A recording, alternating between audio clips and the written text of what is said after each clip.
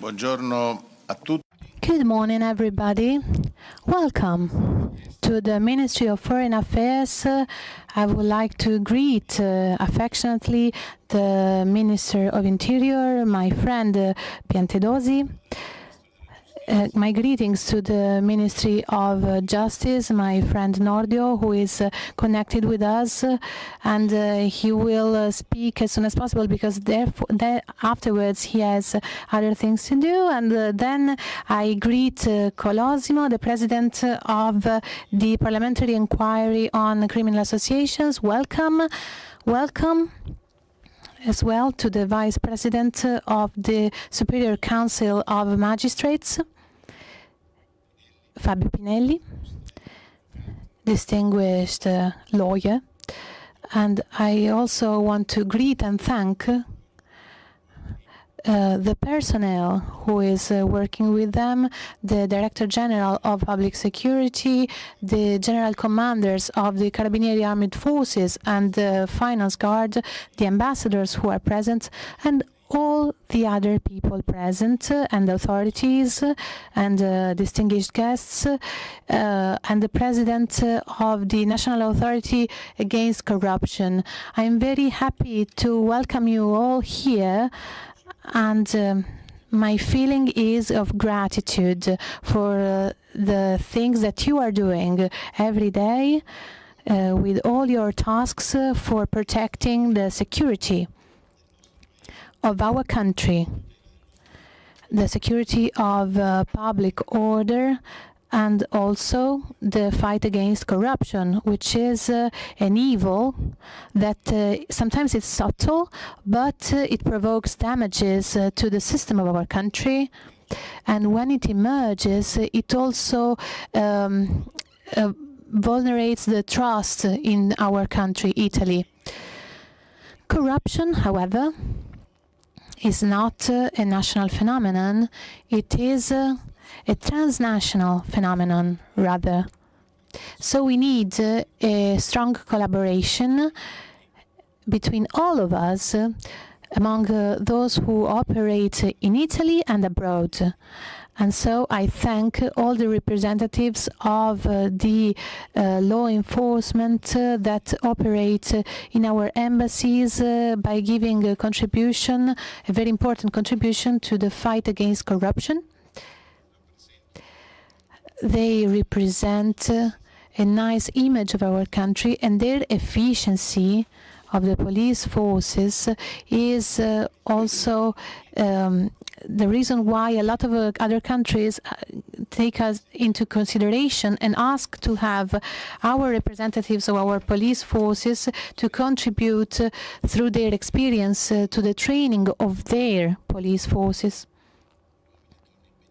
of their personnel who fights against corruption.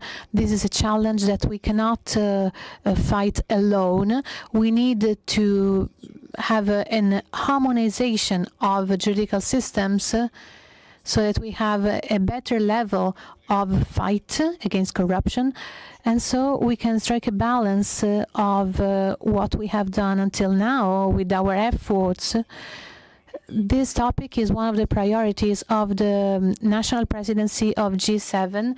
We promoted the adoption of a document of recommendation for our methods of technical assistance to fight against corruption. We started a program on anti-corruption for the benefit of our partner countries in the Southeast Asia, which is a strategic area for our foreign policy. We wanted to dedicate it to the memory of the Judge Rosario Di Latino, who was blessed by the Church because of his great faith that animated him in the fight against corruption and mafia.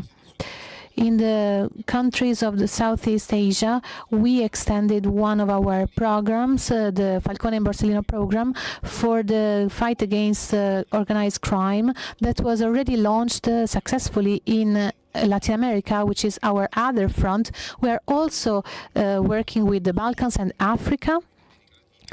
And thanks to the success of our strategies in Latin America, where a priority action of our government took place. I went to Argentina lately, and I welcomed our counterparts that are collaborating with us in the judiciary system. The Argentinian parliament introduced lately in their criminal law some provisions anti-mafia that are inspired by the Italian model. This important harmonization of laws will allow us to have a better cooperation between the investigation squads. I'm also happy to announce that we are launching 3 important projects in 5 countries in South America: Brazil, Argentina, Ecuador, and Mexico.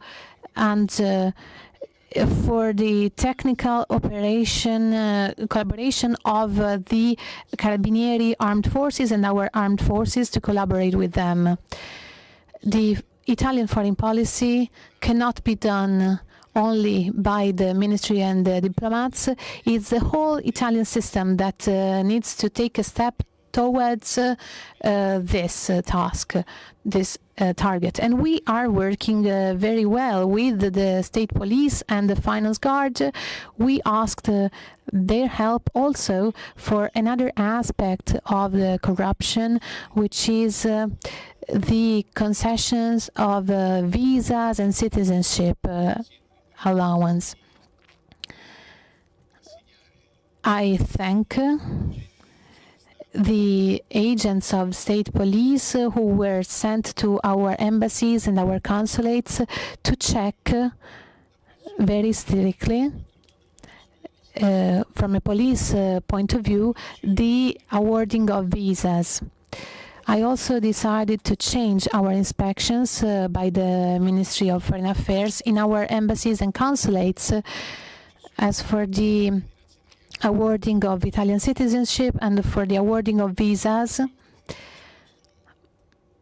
the periodical inspections, I thank for this the General Director that we have, the Ambassador Tilirico, who is conducting these inspections, but we are doing it in collaboration also with the military forces of the Carabinieri and the Finance Guard, who, as you know, are much present in this ministry, because also corruption hides behind the awarding of citizenship and visas. This joint action has an important result in terms of growth and development, and it gives a nice image of our country that reverberates on our enterprises as well, because the fight against corruption is a challenge that everybody has to participate in. And I'm happy for this reason, because a lot of representatives of institutions and civil society are here today, because our collaboration allows us to, as an Italian system, to be more competitive and more diplomatic towards growth, to promote export and internationalization of our territories. The good light shed on Italy attracts foreign investments, and sends investments from Italy abroad as well, and allows us to be more competitive by reinforcing the juridical systems of our partners as well. And we want to guarantee our businesses the rule of law also abroad, and fair conditions to access international markets. When fighting against corruption, giving the right example has a crucial role. The ministry wants to act against any kind of illicit behavior.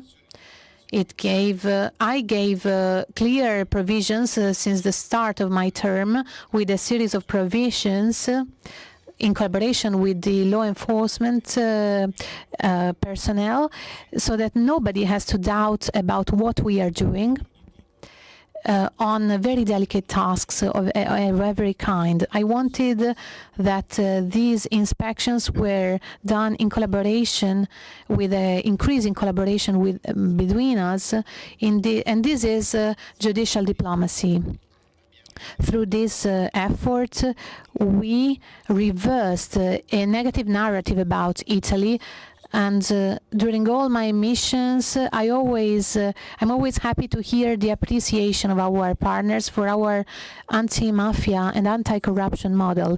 The Falcone and Borsellino program and the Livatino program and our action of judicial diplomacy made Italy a benchmark, a point of reference for the others.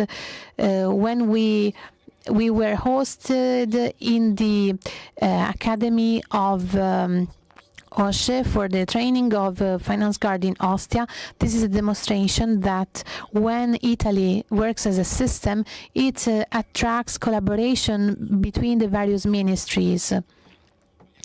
We want to build a more secure world for international relations and our businesses, and the presence today of two ministries that are in the front of the fight against corruption with me demonstrates that also physically and visually that we are acting together. There's a lot of collaboration among us, those who are responsible to direct such important ministries, working together, exchanging information with a relationship,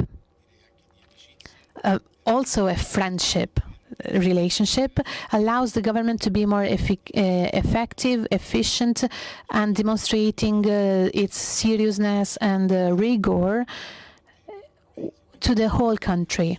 Thank you very much for accepting the invitation to this special day, the International Day Against Corruption. And I ask my friend Matteo, the Ministry of Interior, to change a little bit the program, because we are in connection with Minister Nordio, who cannot stay longer because he has another engagement. So I will give the floor to the Ministry of Justice. È pagato a piante dosi. Can you hear me? Thank you. Good morning. Thank you, Minister Piantedosi, for allowing me to speak now, for having postponed your speech. Thank you, President and friend. I am connected remotely because I'm the coordinator of a conference on gender violence and violence against women that, as you know, is a priority for our government, as well as the tackle to corruption. Thank you for having me, and I'm particularly delighted that this invitation comes from the Ministry of Foreign Affairs, because today corruption is becoming increasingly a transnational offense. Corruption has always been well known everywhere in the world and in every state and every level. From the Assyrian laws, from Cicero to the great corruptions described by the great historian and pastor about the corruption of the position in the Renaissance church till recent events like the Tangentopoli investigation and the Mose, a case with which I concluded my career as a magistrate. So corruption has always existed, but this does not mean that we have to resign to this phenomenon. We have to try to reduce it and to understand the causes. Today, corruption is changing, is transforming into something different. This is why this meeting at the Ministry of Foreign Affairs is particularly important, and the initiative of the colleague and friend Tajani as well.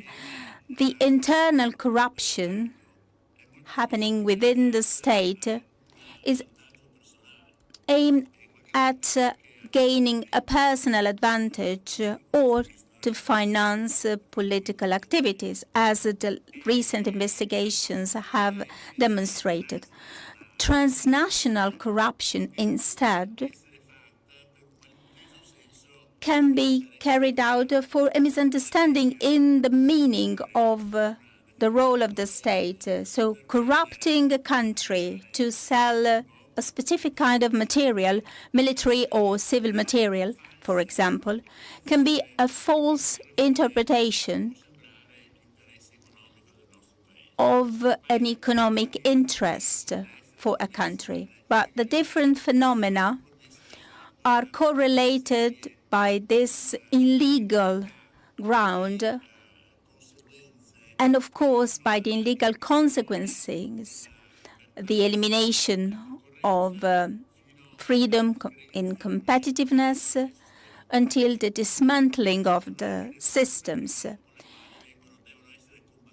We have different ways to tackle corruption. Internal corruption is rooted in the legal framework. Tajani used to say, the more the Republic is corrupted, the more it legiferates. So instead of knocking 100 doors, advocating for different laws, well, if we do that, probably one of these doors will remain closed until someone arrives and find a way to unlock the door. So the greater is the number of laws issued by the state, the greater is the risk. So the best way to tackle this phenomenon is to identify clear competencies and simplify procedures. It is a commitment of our government, and I believe we are gaining positive results. We need a repressive action, of course, as it happens in all the other systems, because it is a way to demonstrate the authoritativeness of a government.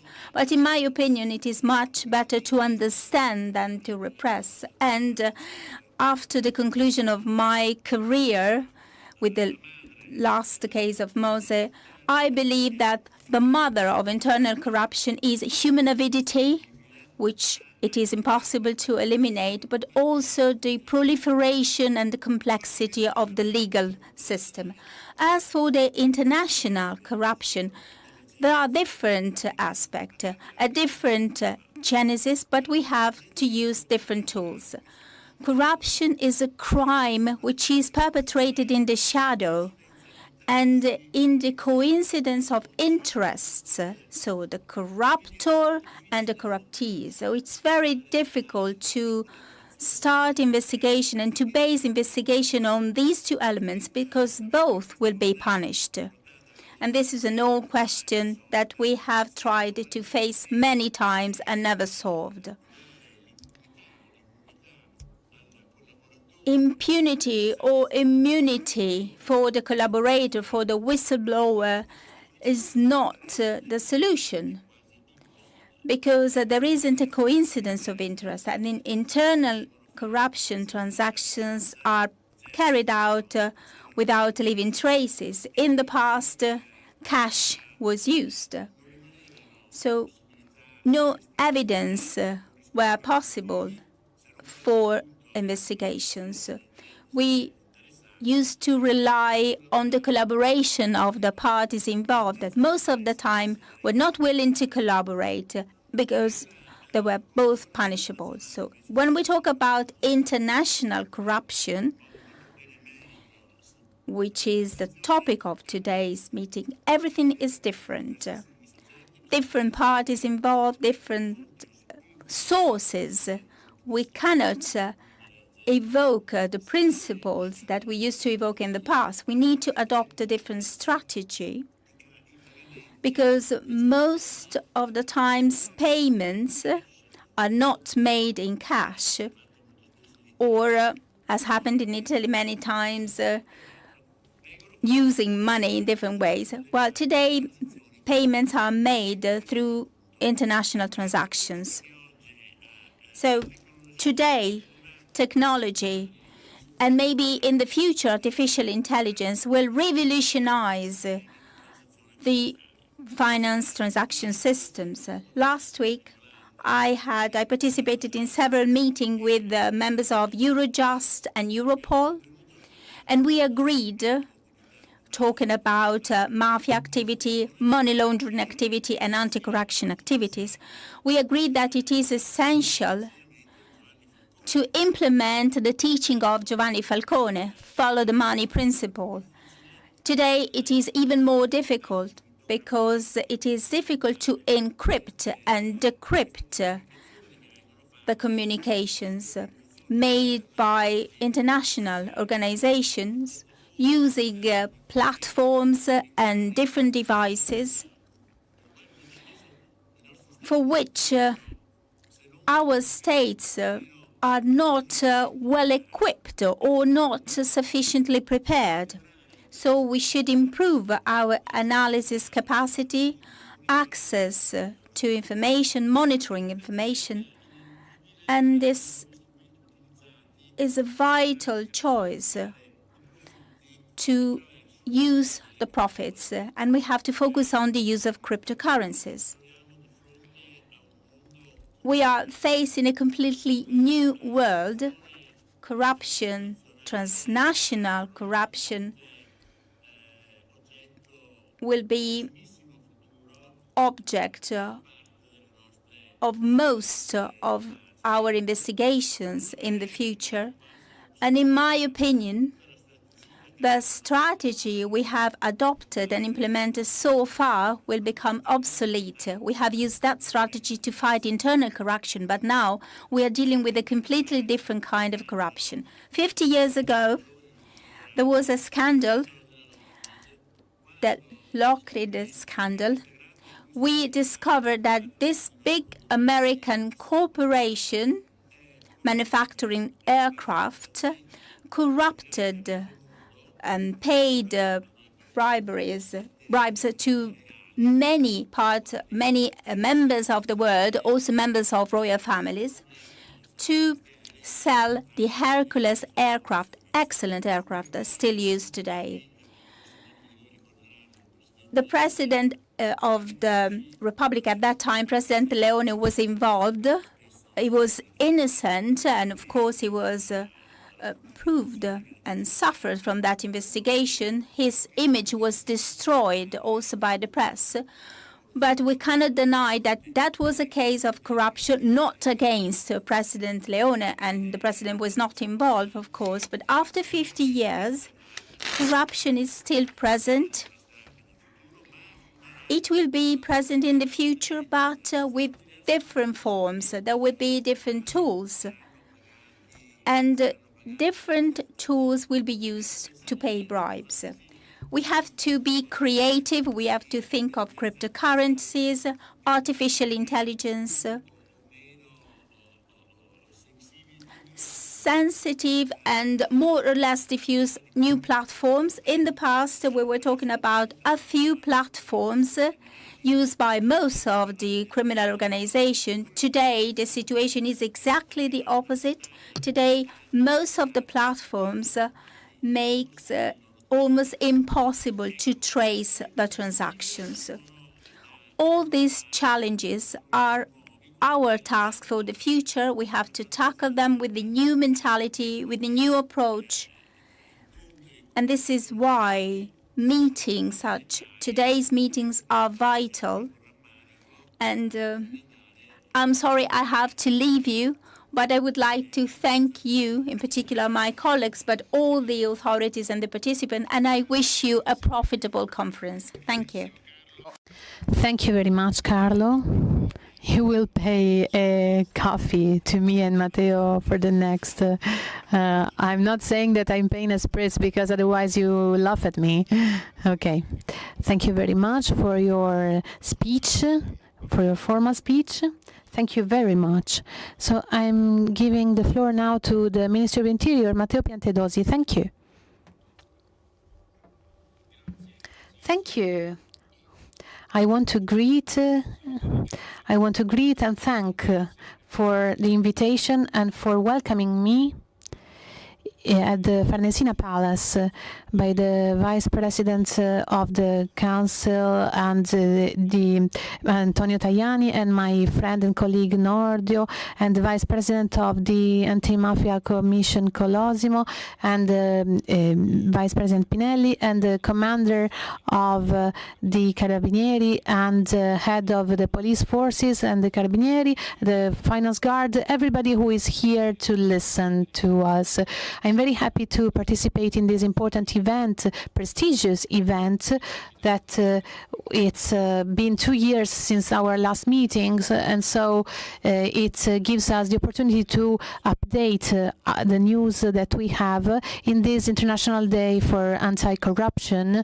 And after the Convention of the United Nations Against Corruption, the investigation system in Italy has progressed a lot in the fight against corruption. That is a topic which is very vital for the government and for the Ministry of Interior.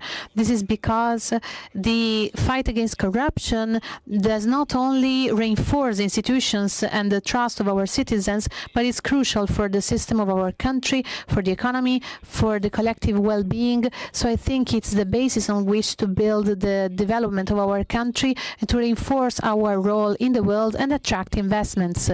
The statistics and the results of our investigations show the consistency of our results, but they also confirm that modern organized crime uses corruption rather than threat of violence as the main operation tool. So the corruption creates premises for money laundering. And the money laundering is a continuum with the corruption by transforming from potential to effective the possibility to benefit from the money from criminal activities. They are often the corruption and money laundering are coordinated between the criminal organizations and the most prominent business people who decide to collaborate with them to make profit. And organized crime over time submits the businesses and chases away the entrepreneur for being able to treat directly with the public administration and eluding controls and checks. For this reason, the corruption is the link between the organized crime and the unfaithful civil servants. However, the use of illicit capital, it does not only constitute a crime, but it's also something that alters the market and makes unfair competition. And for this reason, the attention of the institutions must be maximum, also on the front of prevention, thanks to transparency, and also for the surveillance. The nice results that we obtained by ensuring that the capital coming from PNRR did not flow towards the mafia system shows us that we need to continue our efforts in collaboration with the local institutions and the civil society. Our Italian rule of law has effective tools to make a good prevention against the mafia infiltrating the economic environment. thanks to the anti-mafia directives that allow the businesses to impede getting public procurement and tenders if they are in collaboration with the organized crime. We also have to take into consideration and I'm referring to the anti-money laundering tools that we put into practice in collaboration with the private entities and public entities. It is a complex of norms, of regulations that includes strict rules for integrity in the people that are candidates for elections and the people that are civil servants so that they can report conflict of interests and incompatibilities. This set of rules together with the synergy between the law enforcement authorities is the first condition on which a healthy environment is based, and we need to prevent in this way the pathological dynamics of corruption and to defeat corruption also at transnational level, because the international action of mafias means also transnational corruptions, and that's why the coordination between the institutions is the key to fight against corruption for this important challenge. This is shown not only by the main international conventions like the UN Convention of 2003, the Convention of Palermo against the criminal organization at transnational level, and also regional initiatives like the proposal for a European Directive Anti-Corruption that provides for the institution in all the member states of some systems following the model of our authority anti-corruption in Italy. The system of fight against corruption and mafia and organized crime made possible some projects of law enforcement and capacity building exported to various areas of the world, especially in Latin America, to support the potential of institutions of countries that have a similar judicial tradition to ours, and so we have a privileged relationship with them. My ministry is making efforts in the front line to collaborate with them, as also President Mattarella did during his visits in Brazil, Chile and Paraguay, and also the Prime Minister Meloni is making efforts also during the summit in Rio de Janeiro, and also with the meetings with Pinelli. And since 2020, with the collaboration between Interpol and the authorities of 20 countries, we were able to share information and best practices to attack multilaterally the 'Ndrangheta organization, so that we imprisoned 100 criminals from mafia and 'Ndrangheta who were still on the run, and we tried to have the Pact 2.0 for technical assistance for the fight against organized crime, and in a collaboration with the ILA, the Italian Latin American organization. In collaboration with all these organizations and the Ministry of Foreign Affairs, we started new projects thanks to which the state police, the Carabinieri and the Finance Guard are cooperating and contribute to reinforce our capacity of tackling organized crime and also collaborating with the police forces in a number of Latin American countries, among which the Falcone Borsellino program, which was spread the investigation method of following the money that allows through the seizure of money flows to avoid preventing mafia from getting richer. This is an approach in which we are very skilled, as restated during the final statement by the Ministry of Interior at the G7, where we, in Avellino, where we invoked better collaboration between countries where the profits of crime are usually diffused and allocated, so that we can collaborate at transnational level in abiding by the standards of the UN and of the Financial Action Group at international level.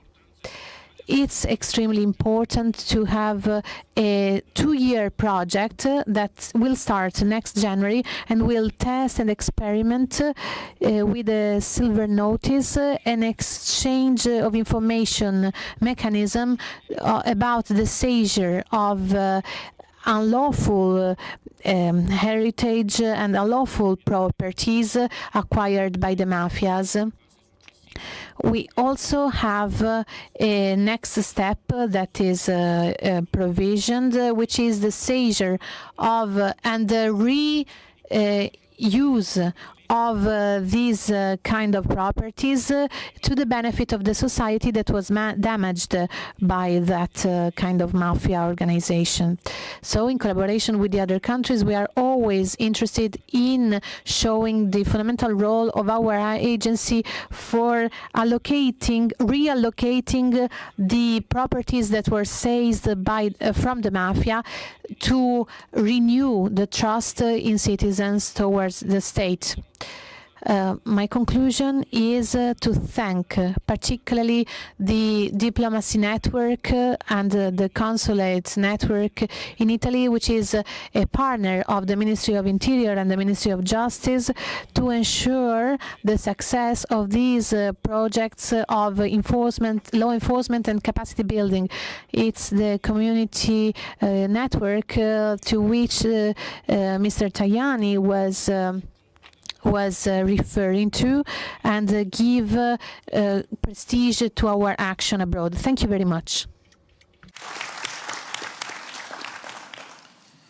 Grazie, caro. Thank you, Minister Piantedosi, for this accurate intervention that underlined the strong collaboration among our administrations. Now, I would like to transmit the message of Matthias Cormann, Secretary General of OCSE. Deputy Prime Minister Antonio Tajani, dear ministers, distinguished guests, colleagues, friends all. Thank you for the invitation to share a few observations on fostering integrity and on combating transnational organized crime for this event marking International Anti-Corruption Day. For the OECD, the fight against corruption is fundamental to the preservation of our shared values, freedom, democracy, the rule of law, the protection of human rights, and the effective application of market-based economic principles. Higher levels of integrity and lower levels of corruption lead to higher foreign direct investment, stronger economic growth, and hence more and better jobs, higher incomes, and better living standards. This is a landmark year for our efforts to support international cooperation in the fight against corruption.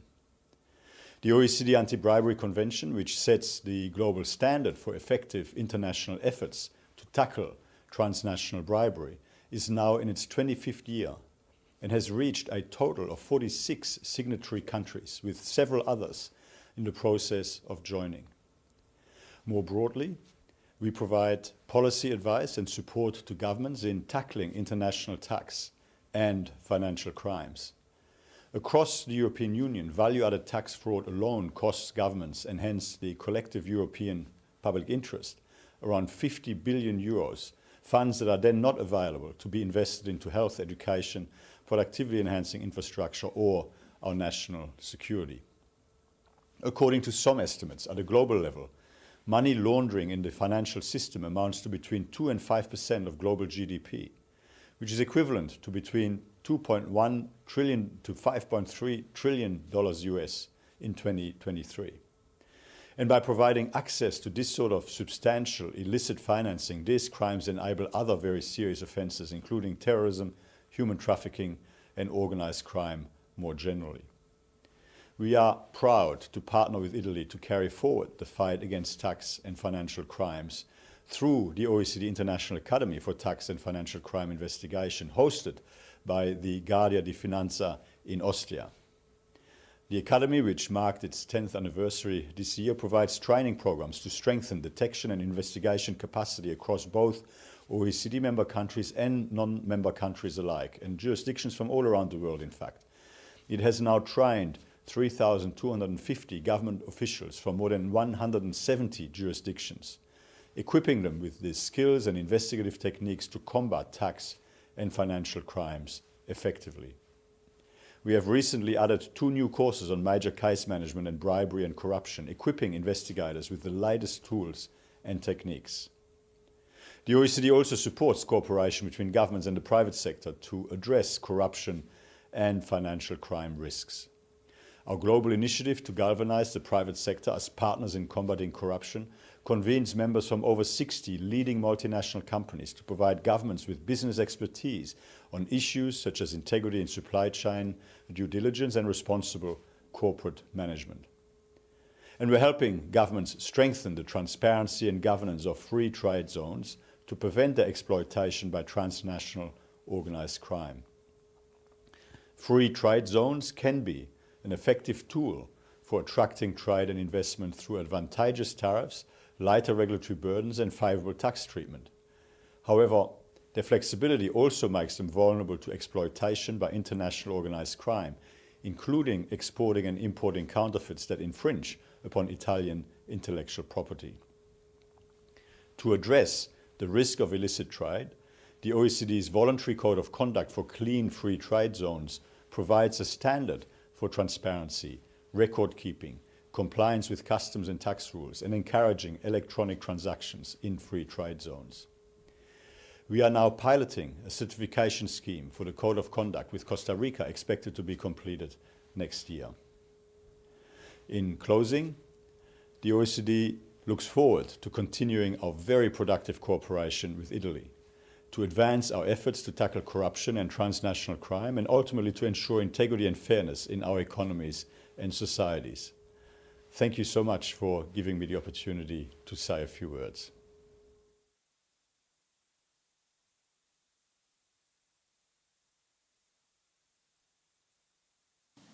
Bene, si conclude.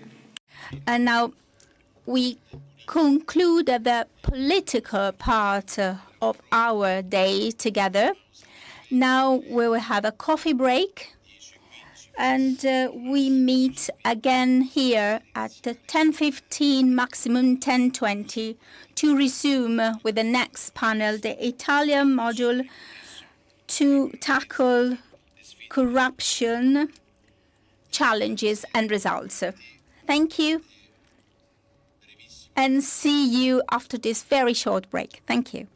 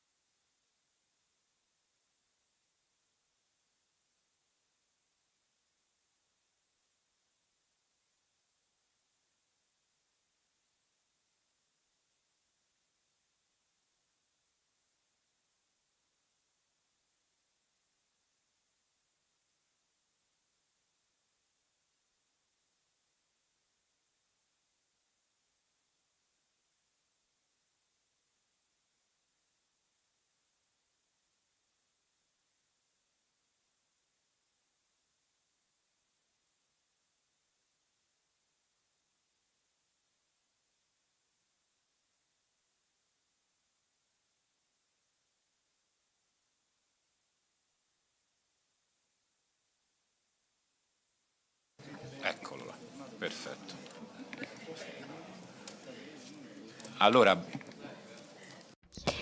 So, if everybody's here, we can start again with the second session after the coffee break. Good morning again to everybody. We have just finished an interesting political dialogue in which our ministers and our speakers offered us an outlook of the efforts of this government, an effort that started from the priorities of the Italian presidency of G7 on the fight against corruption and organized crime at transnational level, and then it moved on towards our effort that was concrete with financial aid to Southeast Asia, South America and Africa. And the message is that corruption, like crime, has no borders. It acts in a space and time that is really extended without any borders, and this makes the investigation and prevention and diplomatic efforts much more complex and difficult. The example given by Minister Nordio about the Lockheed scandal remind us as also over time this international crime has increased over time. I remember, for example, I want to quote an experience in London where the competitor in Britain of the Lockheed had the same, similar behavior, almost illicit and poorly transparent behavior for the countries in the Gulf that were interested in buying the aircraft. And at a certain point, the British Investigation Office against corruption had to make an international investigation in Switzerland to search for the capitals that were funding this kind of a corruption action, and it interrupted all types of investigations and stopped the inquiry because those countries threatened the British to stop any kind of cooperation in the field of terrorism with Britain if Britain went to Switzerland. So the investigation was totally blocked. It stopped, and that means that the wrongdoing has continued to increase over time. And what do we want to do with these panels? We want to continue the political action, and that's why we joined here the prestigious representatives of administration and of the powers of the state that are most involved in this activity. We will listen to the representatives of the diplomacy, of the auto-government body of the judiciary, and we will have the message of the Authority Anti-Corruption, and we will listen to the president of Interparliamentary Committee on Inquiry Against Corruption, and we will also listen to the international authorities. We will talk about all the initiatives that we are putting into practice to make this judicial diplomacy ever more stronger, so that we can resist to criminal and social phenomena like corruption and transnational organized crime. Today, these crimes have incredible effects that create instability and put into danger the rights of the people, and had a cascade effect that cannot be stopped. I want to finish with a quote. I want to remember Father Brown Winchester, who said that people can have a middle level of doing good, but nobody could do a medium level of wrongdoing, because wrongdoing is a spiral of evil that goes down and down. So we want to thank the efforts made by the Farnesina in promoting the initiatives on security and anti-corruption. And Riccardo Guariglia will talk about this, the Secretary General of the Ministry of Foreign Affairs. Thank you.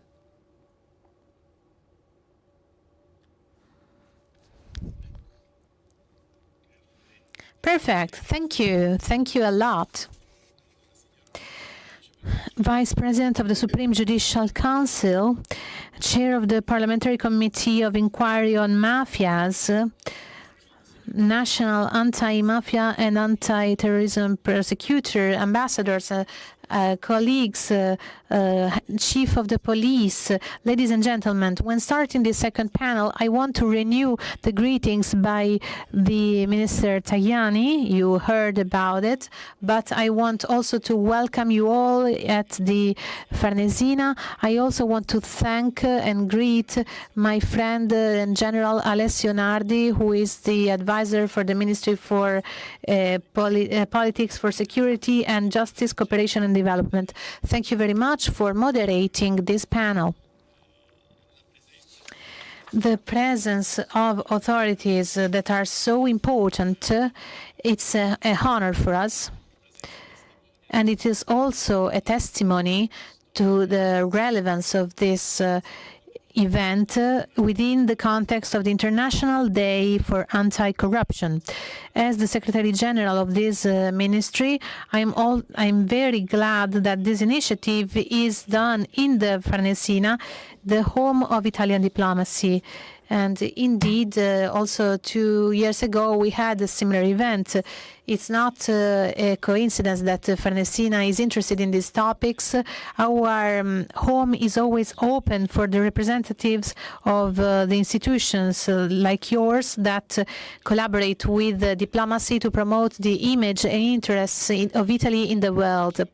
Minister Tajani remembered that diplomacy is not only done by the Ministry of Foreign Affairs and the diplomats, but all the actors of the Italian system that interact with foreign entities. So all the Italian citizens who live abroad bring there our flag, and they are a little bit ambassadors of Italy abroad. All this, especially this year of the Italian presidency of G7, it was a shared responsibility with all the institutions that are here today. The parliamentary institutions and judiciary institutions, as well as the other public administrations involved with their specific experience and competence, are indeed excellencies that Italy wants to offer to partner countries to have joint projects in the field of fight against crime. General Nardi remembered some countries in Latin America and Southeast Asia.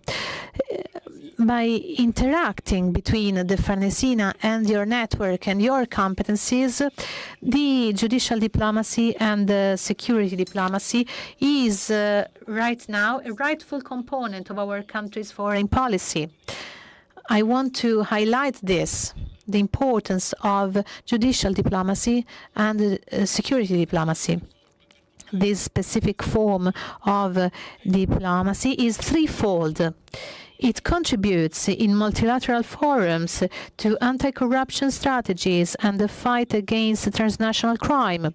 It develops technical assistance programs in the field of justice and security in partner countries, and it promotes integrity in our businesses with positive advantages for the activity of Italian businesses abroad and for attracting foreign investments in Italy. So it's a link with the diplomacy of growth, of which we are going to speak soon. Judicial diplomacy is already in place. Indeed, in a recent meeting with the President of Argentina, I want to remember, our Prime Minister said, Italy is proud to offer its strong and robust experience based on the investigation methods that two great Italians like Giovanni Falcone and Paolo Borsellino built, and that are today the foundations for any strategy to tackle illicit behavior. So they became a model, a reference model at international level. Dear friends, this Anti-Corruption Day offers us the possibility to have a lot of objectives that we can strike a balance of the objectives that we reached. Italy is protagonist of the diplomatic work in the forums of G7, G20, and also at the United Nations and at the OCSE, where Italy is making its efforts to develop the rule of law at a global level. For example, I think about the high-level principles of the G20 and the proposals by Italy that aim at raising awareness about the damages of corruption in a crisis situation. We also promoted a global reflection for overcoming the simple perception of corruption, because sometimes the perception of corruption does not correspond to reality, where we assessed for real the countries. So we rethought on a more scientific way, the methods to measure this phenomenon, and this brought advantages on tackling the criminal threats. Then we were pioneers in indicating new sectors that are at risk of corruption, like sport, and now we have a new office at the Farnesina, an office for sports diplomacy, imposed by the Minister Tajani, promoting these initiatives at international level. We promoted documents and resolutions by the United Nations to prevent corruption and infiltration of crime in the sports sector. We always acted in all these contexts to protect and promote the principles of the rule of law at global level. It's an excellence model made in Italy. Our effective position in the multilateral forums, it's the result of a new spirit of sharing. It is the result of the best practices set by the Interinstitutional Board for Anti-Corruption Coordination, to which 20 Italian institutions, more than 20 Italian institutions are participating, and the representatives are here today, and I greet them. The board was recognized as a best practice by the reports of the United Nations and the OECD dedicated to Italy, and it was studied by our partner countries. A special mention to our partners of the Latin American and Caribbean region, thanks to the collaboration of the Italian and Latin American Institute, the Italian Latin American organization, that I thank because his president is my friend. For this purpose, the ILA is the ILA example is followed by the countries in that region that ask us for programs in that field. The Institute operates in synergy with the Farnesina, the Ministry of Foreign Affairs, for developing technical assistant programs financed by the European Union. And one of these programs is titled To the Memory of Falcone and Borsellino, the judges. I mentioned the interaction between the rule of law and the economic development with reference to sports field. And as also Minister Nordio said in his speech, I want to highlight the connection between judicial diplomacy and growth diplomacy, which is another sector in which the Ministry of Foreign Affairs is making efforts in. I'm thinking about the Italian Business Integrity Day project, the IBID, the initiative of the Ministry of Foreign Affairs in collaboration with the no-profit organization Transparency International Italy and some great Italian enterprises. This initiative wants to present to a qualified public the best practices and best experiences of organizational models put into practice by Italian businesses to prevent corruption.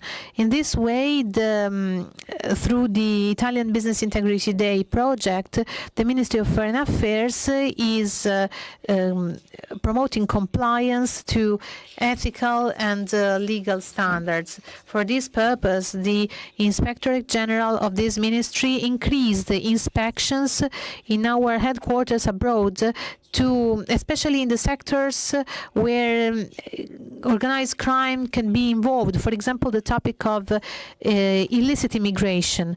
This was made also thanks to the Finance Guard and the Carabinieri Armed Forces and the State Police that I want to thank a lot publicly. During my whole career, I've always found a great support for my work by the police and law enforcement forces. We made a meeting with the police recently with all the experts about security and interforce between the Carabinieri, police and Finance Guard that operate in our headquarters abroad.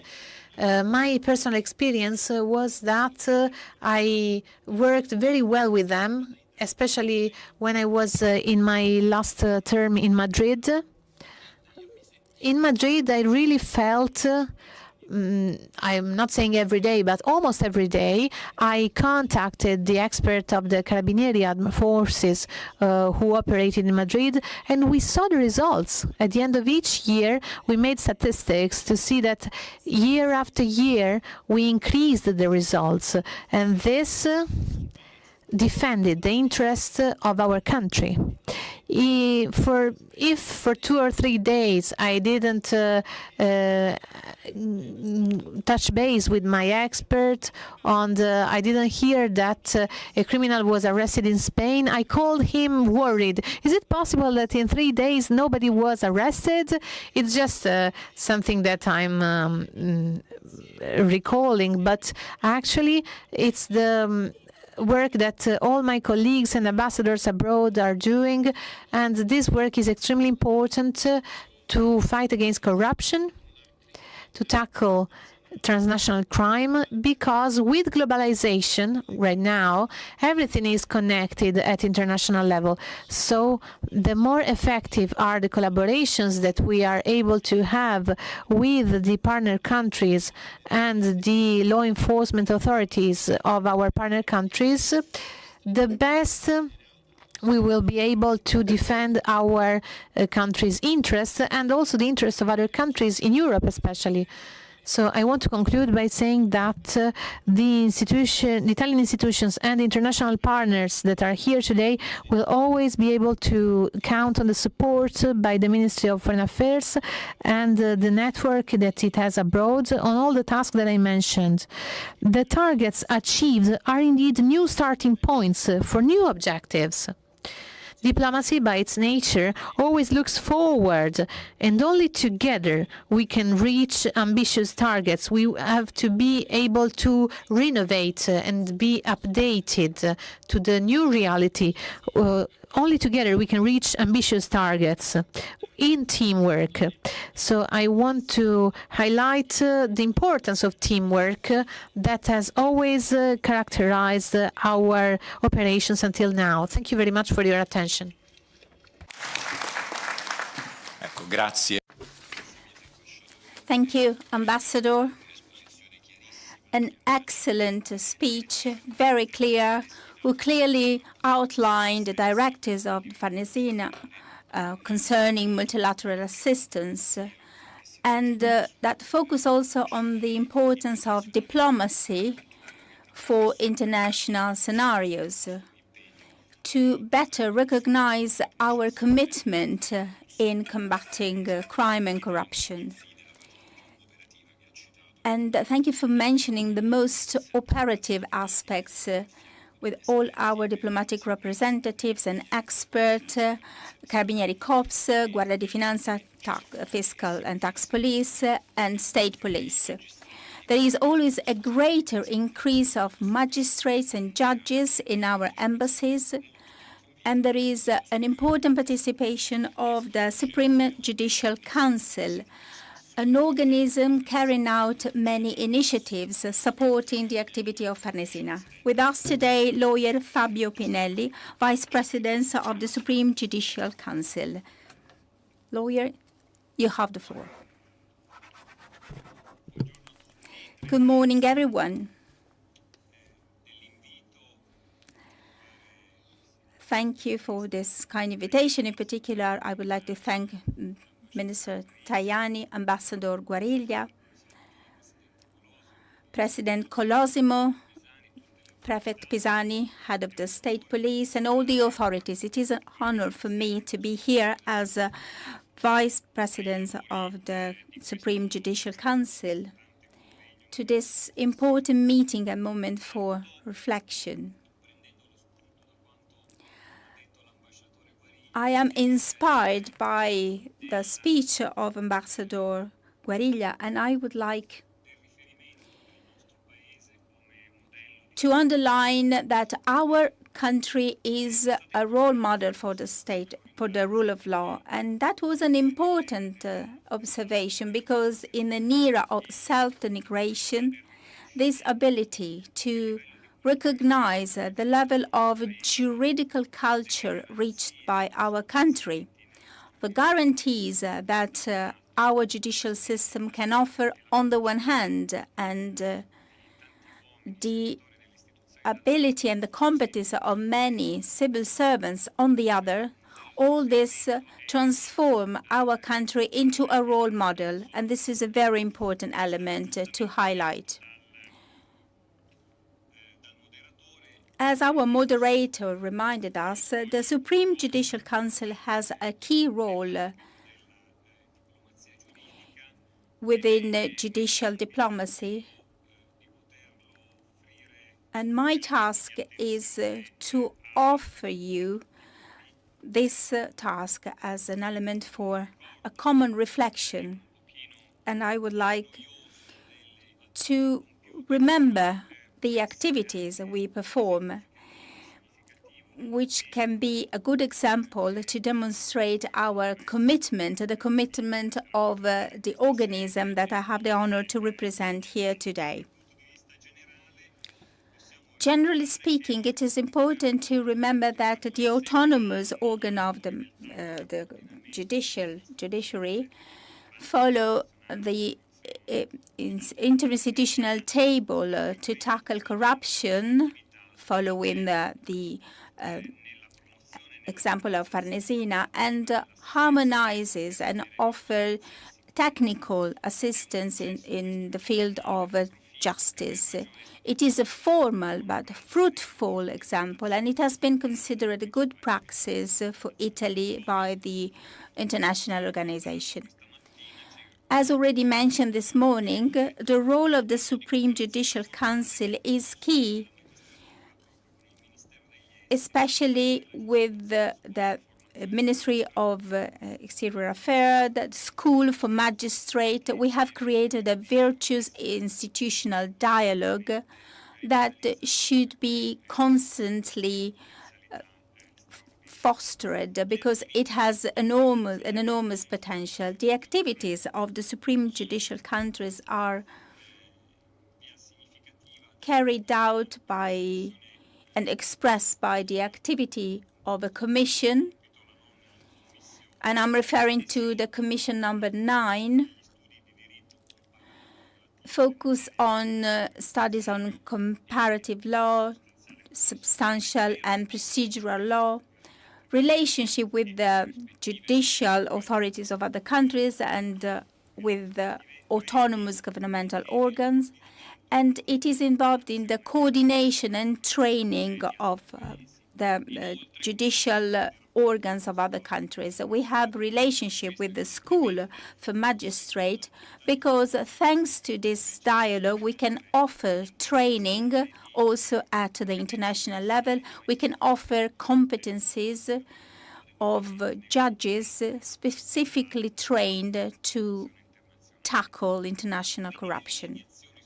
Our lines of actions and the lines of action of the 9th Commissions are focused on the participation in the network and in the relationship with the European institutions, the participation in international cooperation project to provide assistance and support to countries in transition, and support in bilateral relationship.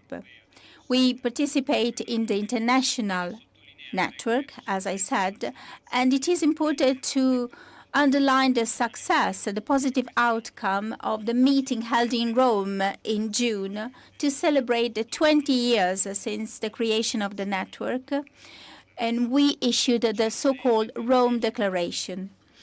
The Supreme Judicial Council, CSM as it is known in Italy, participates to the Consultative Committee of European Judges and European Prosecutors. With all these activities, the Supreme Judicial Council is a reference, is a benchmark in processing common guidelines and involving also countries with different legal systems.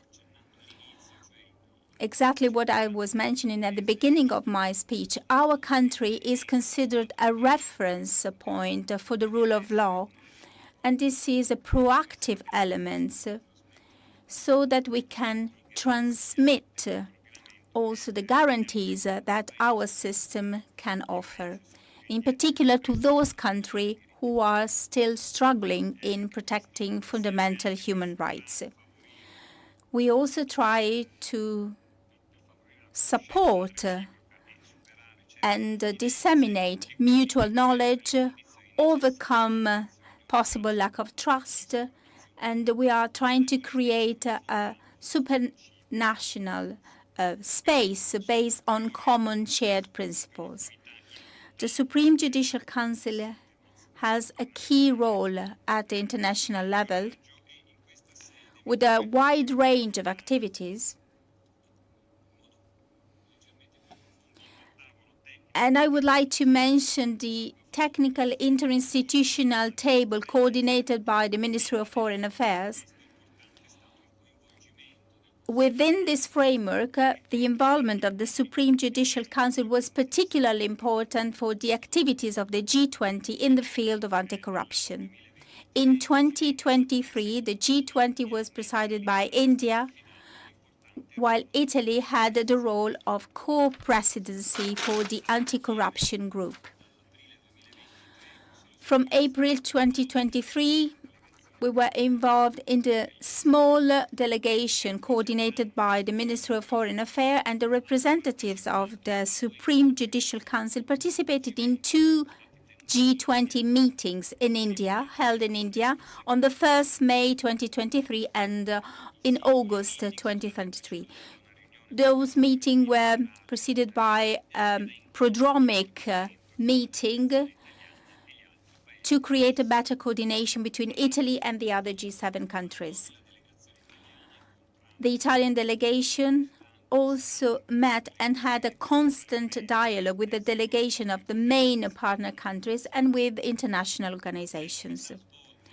The activities carried out within the anti-corruption group were many, and the members of the Supreme Judicial Council participated in a very active way, drafting reports and participating in specific panels on specific issues. The G20 activities was also focused on the drafting of guidelines for the international judicial coordination to trace illicit capitals and for a mutual support during the investigations. The coordination of such activity was in the hand of the Supreme Judicial Council and supported by the presidents of the Ninth Commission, President Papa and President Scaletta, two councillor presidents that are here today with us, and I would like to thank them for their commitment and for serving our institution at the international level. Many are the activities that should be mentioned, but I'll be brief, and I would like to conclude by saying that the Supreme Judicial Council considered vital the activity of information sharing, in particular technical information sharing. This is why we will continue to participate in technical supporting activities for the international investigation. Among the many programs, I would like to mention the PACTA, a program to tackle transnational crime. There are 32 beneficial countries in Latin America and in the Caribbean. We are fully aware of the importance of our international activities and of our initiatives. And today, on occasion of the International Anti-Corruption Day, I would like to underline the importance of our judicial system, of our judicial architecture,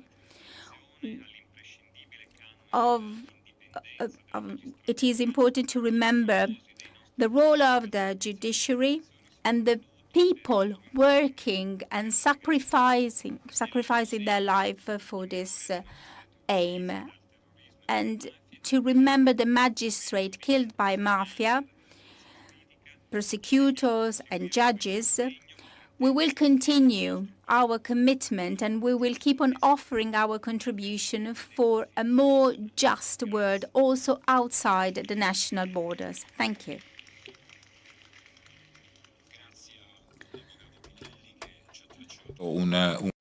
Thank you, Lawyer Pinelli, for its clear outlook and the importance of the synergy between the Supreme Judicial Council and the other institutions that want to collaborate in these judicial diplomacy and security programs. I am sorry because there should have been the intervention of the anti-mafia and anti-terrorism prosecutor who could have given us a practical and operational vision of what we had said until now. But for personal reasons, he's not able to be with us. So I will give the video message by the President of the National Authority Against Corruption, Giuseppe Busia.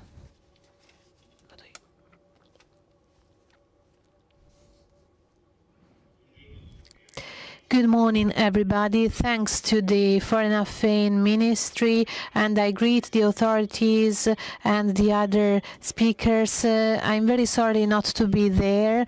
I am in the Philippines in one of the initiatives of judicial diplomacy that were the focus of this day, and what links all the authorities that are here today and are represented today is knowing the importance of judicial diplomacy, the shared work, the teamwork outside our country to reinforce the idea of fight against corruption, prevention and repression of corruption. It is a priority at international level. It's something that has to do with the European Union and abroad as well. And we are, the Italy is a model. It's seen as a model, and we have to be proud of this and to understand its value, because it's an essential factor for competitiveness of our country at international level and for attracting foreign investments. What is the key? It's the capacity that we have shown until now to be able to collaborate among institutions and with the civil society, the enterprises, the individual citizens through transparency and the guarantee of the goodwill in the public sector. For example, the rules on whistleblowing, such important figures that within their workplace they report the incorrect use of public money by risking their own opportunities for career and their ambitions in the name of general interest. These subjects, these people have to be protected and admired and rewarded. We can do it with the collaboration of the civil society. We have a list of associations in the civil society that are interlocutors with the citizens. They help them and they work day after day together with us to put in practice common strategies. For example, in public procurement, it's a place where the public and private sectors meet. When the public administration needs the private sector for means that we do not have, for resources that we do not have. And so it's the union between public and private sectors for public policies, innovation, digital transition, sustainability that we want to implement all around our society for our future. We are working for the digitalization of all the cycle of public procurement, since the planning until the last invoice, so that we can grant efficiency, simplification of the bureaucracy through the national database of public contracts to see the requirements, simplification for businesses and the economic operators that participate, so they do not have to submit twice the same documents, and they can build their own credibility through the their folder in our database. And better competence, better competition, fairer competition for the quality to be offered to the advantage of the public and the citizens.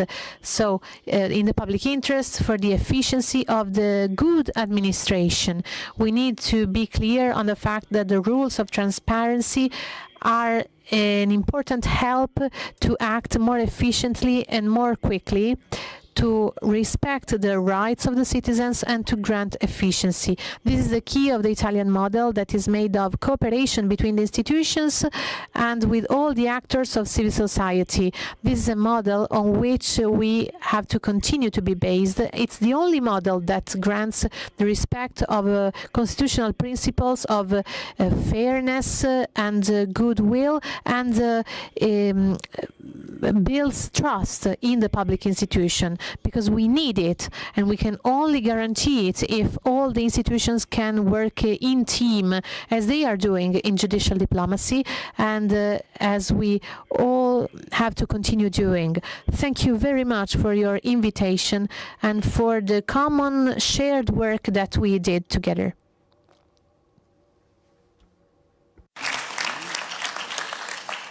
Grazie anche al... Thank you to the President of the Anti-Corruption Authority for this interesting food for thought. Prevention is the first point. So far, talking about cooperation, probably we hadn't emphasized this concept enough. And it mentioned the guarantee and the trustworthiness that our country may offer to be a benchmark, to be an attractor of investment, because a country offering transparency and guarantees is much more attractive than a country that does not offer all this. And then we conclude our panel with another important issue. At the multilateral level today, we talk about criminal organizations, I would say intercontinental criminal organization, because very often we deal with organizations active in continents, or at least in 6 or 7 countries.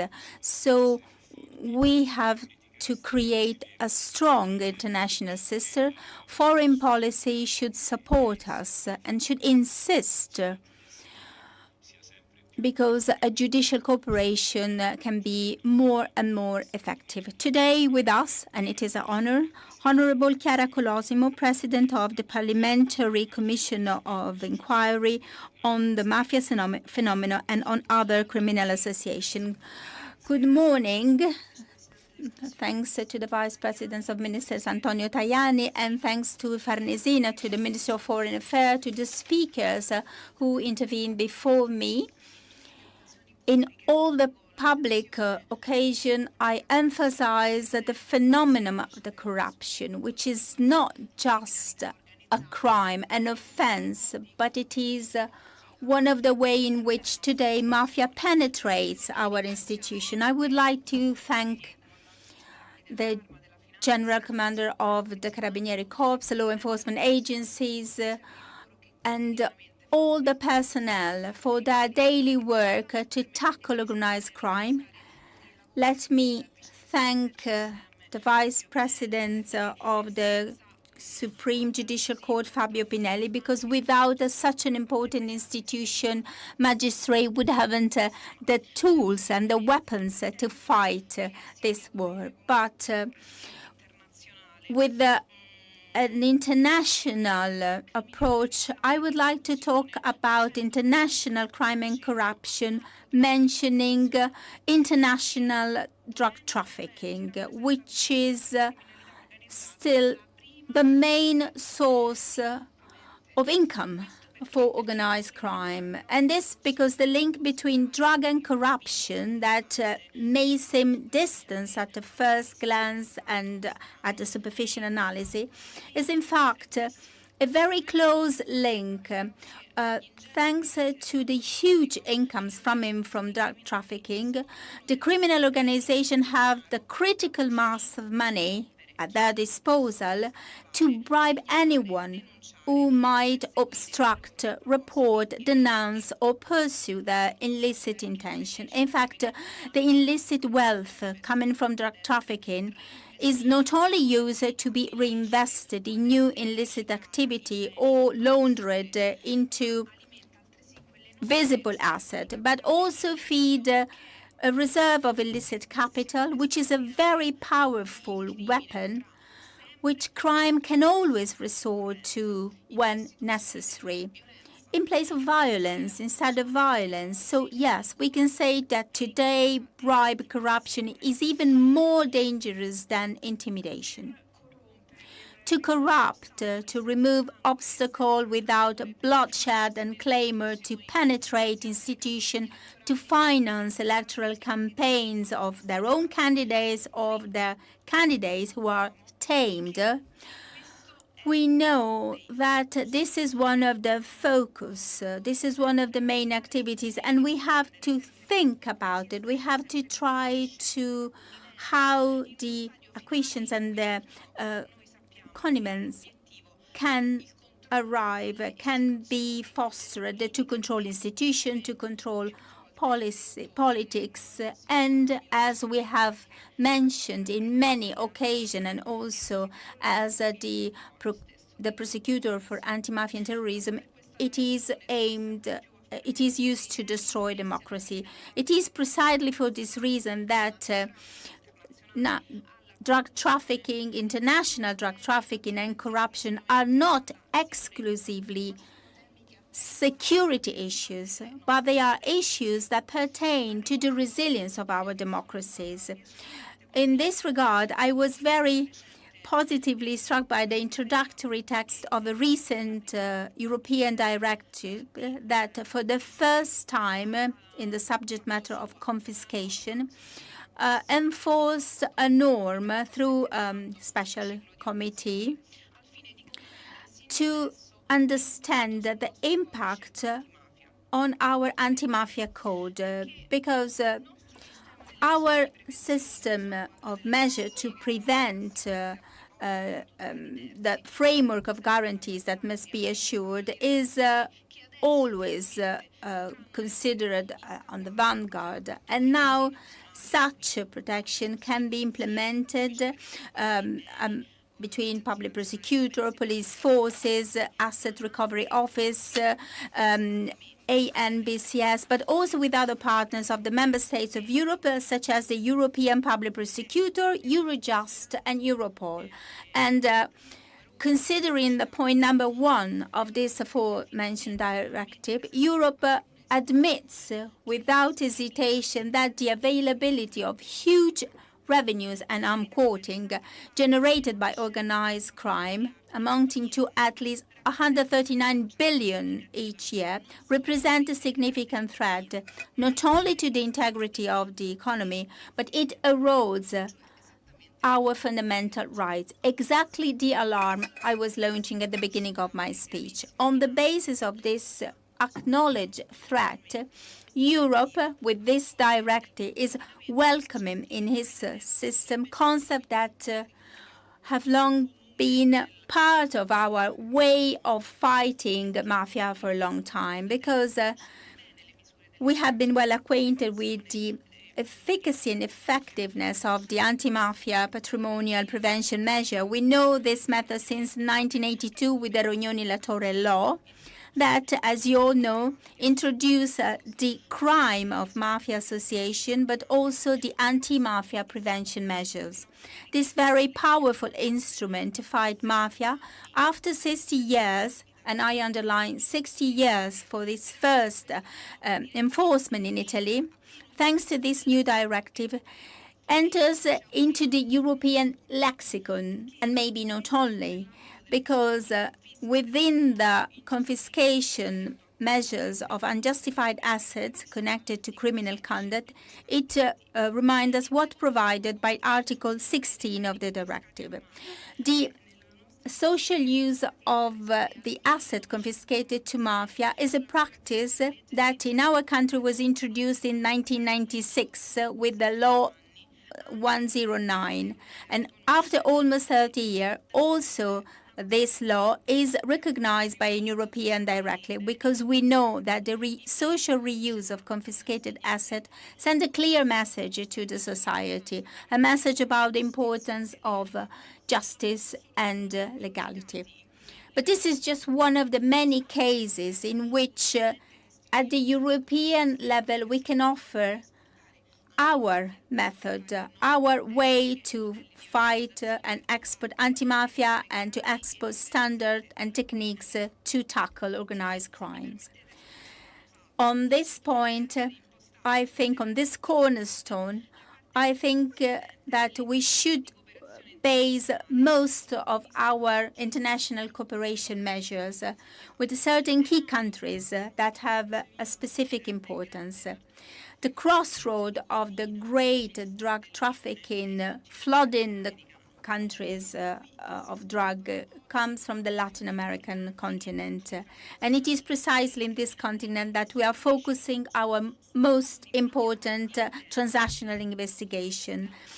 And most of our investigators are committed in this area. It is a continent where inequality gap has reached unacceptable peaks, and the local population is not resigned to accept it. It is a continent that over the last decades has seen deep transformation, and also the influence of a flourishing illegal economy fed by drug trafficking towards the rich Western market, represented by a greater demand from the United States and Europe. In the Commission I have the honor to preside, but also in many other commissions, are very well known the close relationship among Italian Mafia Association and the various South American criminal circuit, who have not hesitated to barbarically kill in a sort of historical nemesis. Remembering what happened in Italy in the massacre of Capaci and Via D'Amelio. And I would like to remind Marcello Pecci Albertini, killed in Colombia in 2022, Cesar Sanchez, fatally shot in Ecuador in January this year.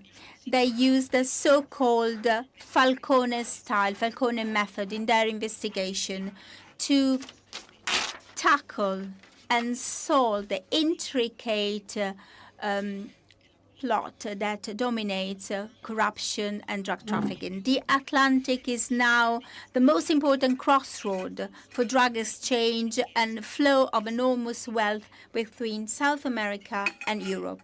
And it is here where we have to further increase our effort without forgetting the critical areas of the planet in this very moment: war zone, Ukraine, the Middle East, or conflict zone, Libya, Sub-Saharan Africa, Horn of Africa, which has always been terrain for flourishing illegal trafficking, exploited by criminal organizations, and more interconnected and ready to offer their criminal services.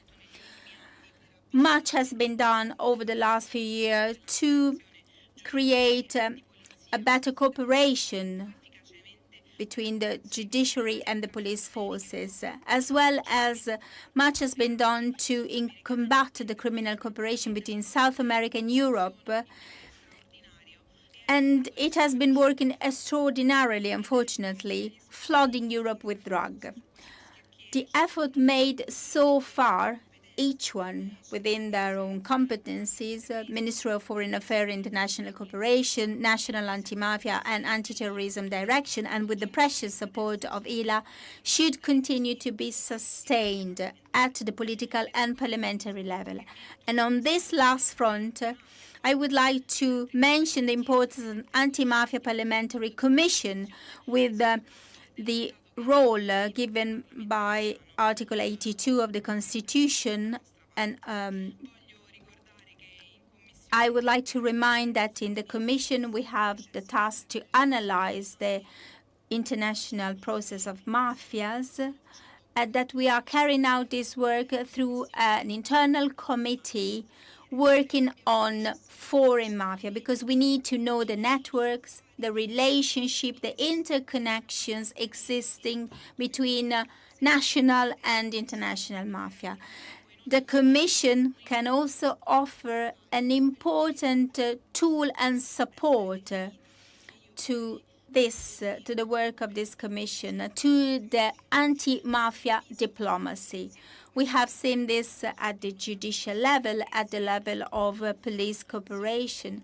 Our nation can export anti-mafia measures, and we know that we have important interlocutor, in particular in South America. They are experiencing the same tragedy that Italy experienced more than 30 years ago. We can suggest pathways, we can offer answer, or at least testimonies, telling them what is working, what has worked in the past and what is working now. We can offer them techniques of investigation to fight organized crime. Maybe this is the right place to launch a sort of Atlantic Treaty, a strategic partnership that can offer political support to the many initiatives that the judicial authority, Italian Judicial Authority and Anti-Mafia Directorate has already started with Latin American countries.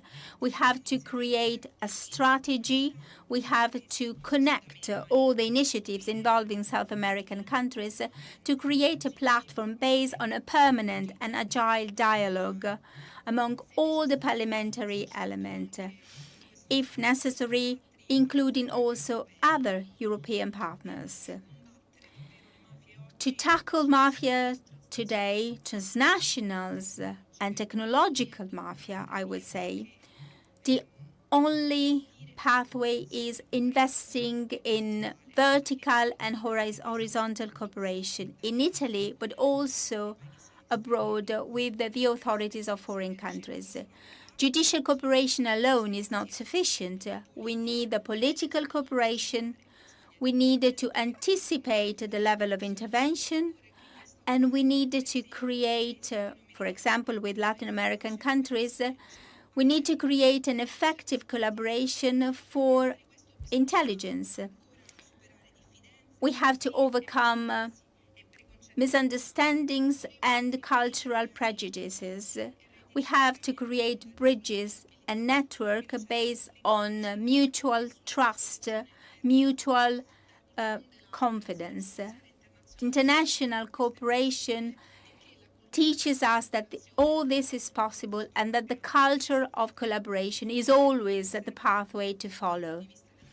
From the Anti-Mafia Commission, we are observing a deep change in the method of organized crime. And at the international level, we talk about organized information crime.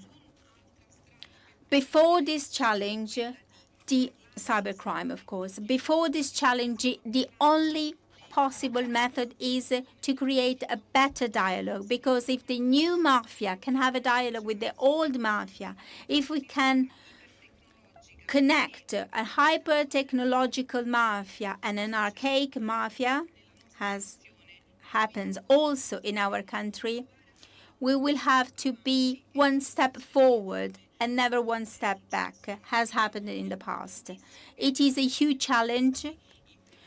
We have to be ready to tackle that challenge, and we have to offer the deeper preparation and the deeper expertise of our magistrate and the value of the international cooperation. I would like to conclude with a snapshot and with a picture. It's the photo of St. Luke.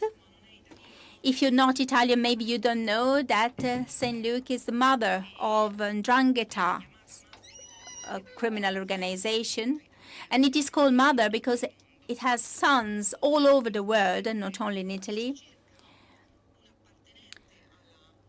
We are still looking for a fugitive, one of the members of the most important families in that area, who disappeared, and his disappearance have never been reported. But then we found a car with bones inside it. But that family was decided not to report, but decided just to ask, do not consider us, do ignore us. So we have to tackle that kind of mafia. We have to tackle the mafia using crypto phones to avoid being discovered, because those crypto phones have specific devices that do not allow our police forces to be tracked. So through those crypto phones, they can make a click and they can trigger a huge amount of money in the form of bitcoins. That money does not enter the platform that we are able to track and to monitor. So these are the two faces of mafia today. And these two faces, so different, are interconnected, but they have a common element: money and money laundering. Thank you. Grazie. Thanks, Honorable Chiara Colosimo. The principles that you mentioned inspired the financing of 6 million to the projects of 5 countries, in 5 countries in Latin America by the state police and the finance guard. And it's nice that the police forces share the principles that you are expressing to this commission. And so we joined the new judicial diplomacy with the anti-mafia body. You opened the debate and you introduced the subject of the next panel. I will leave the floor to the person who is moderating the dialogue, Giovanni Tartaglia Polcini, coordinator of the International Activities Anti-Corruption, and the representatives of the police forces will explain their model and their results in tackling organized crime. Thank you. We are closing this panel and we'll meet in the next panel. Grazie, General. Thank you, General Nardi. we immediately follow with a technical dialogue. Italian commitment in contrasting corruption and tackling organized crime. I would like to focus on the threats, transnational organized crime and corruption. It is important to consider how such threats are real threats. And it is important to identify the channels through which organized crime can penetrate our society. The three main channels are developed in an even way all over the world, following common lines and strategies. Through corruption, criminal organization can hit public administration, contaminate economy, and be very, very dangerous. And in a very insidious way, criminal organization can attack a penitentiary institution to fight from the inside, delegitimating the state. We have to answer such threat in a very constant and sound way to guarantee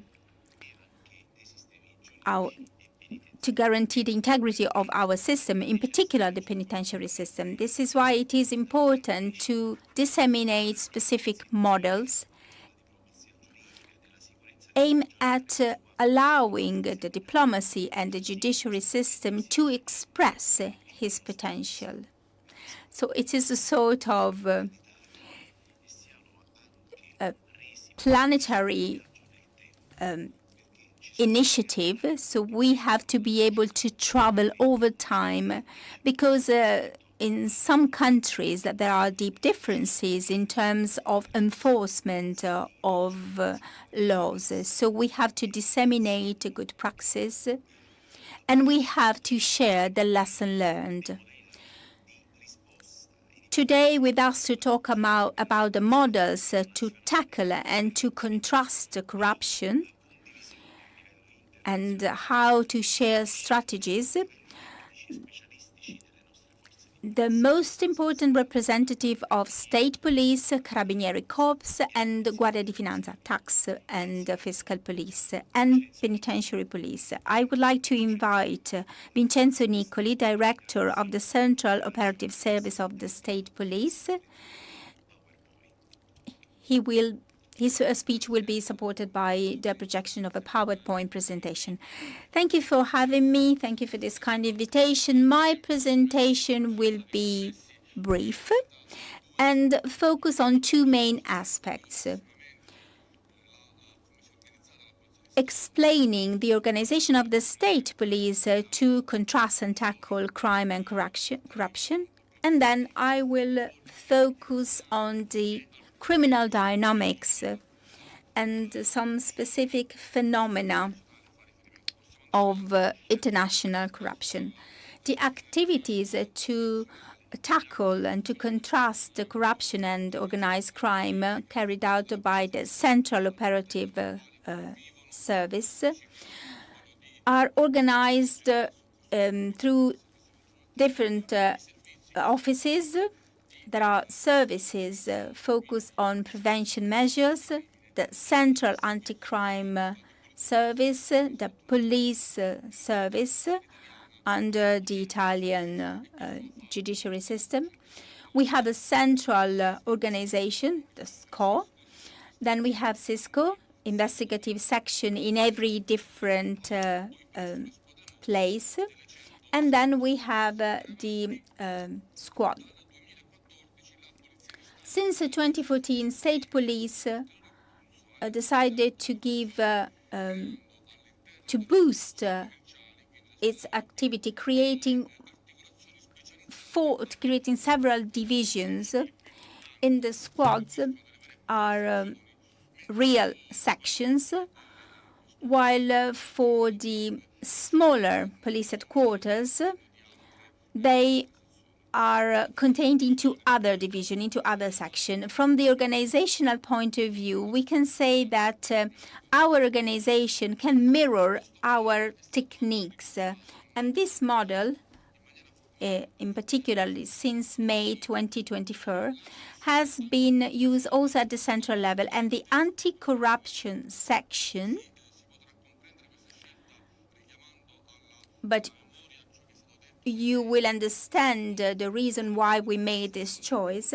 The anti-corruption section is in the same division, focus on assets investigation. And this because the word of corruption is strongly connected to assets.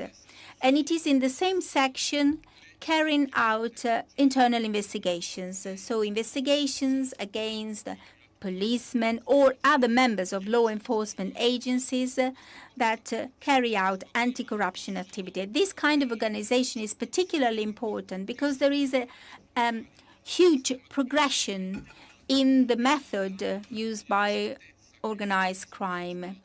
So the organs of the state focus on investigative techniques must be characterized by the highest transparency.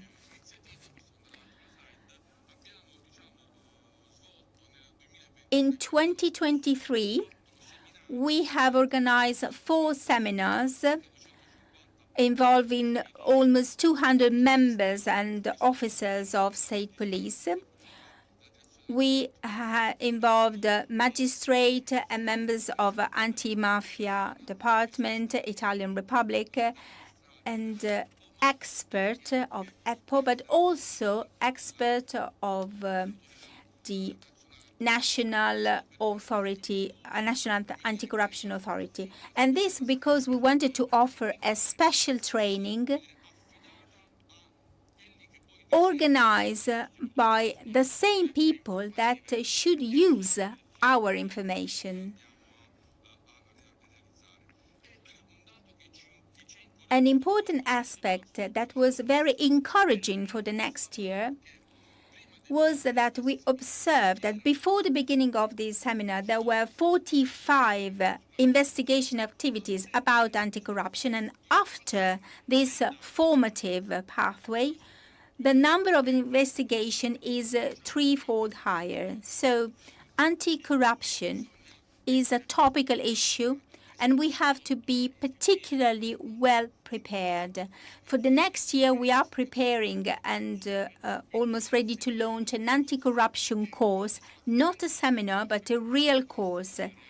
And the attendees at the end of the course will have to pass a test, an exam. It is a very specific subject in which updating and refreshing courses are essential. Within this same context, we have implemented an international cooperation activity at the bilateral level, but also in terms of investigation, information exchange with other police forces.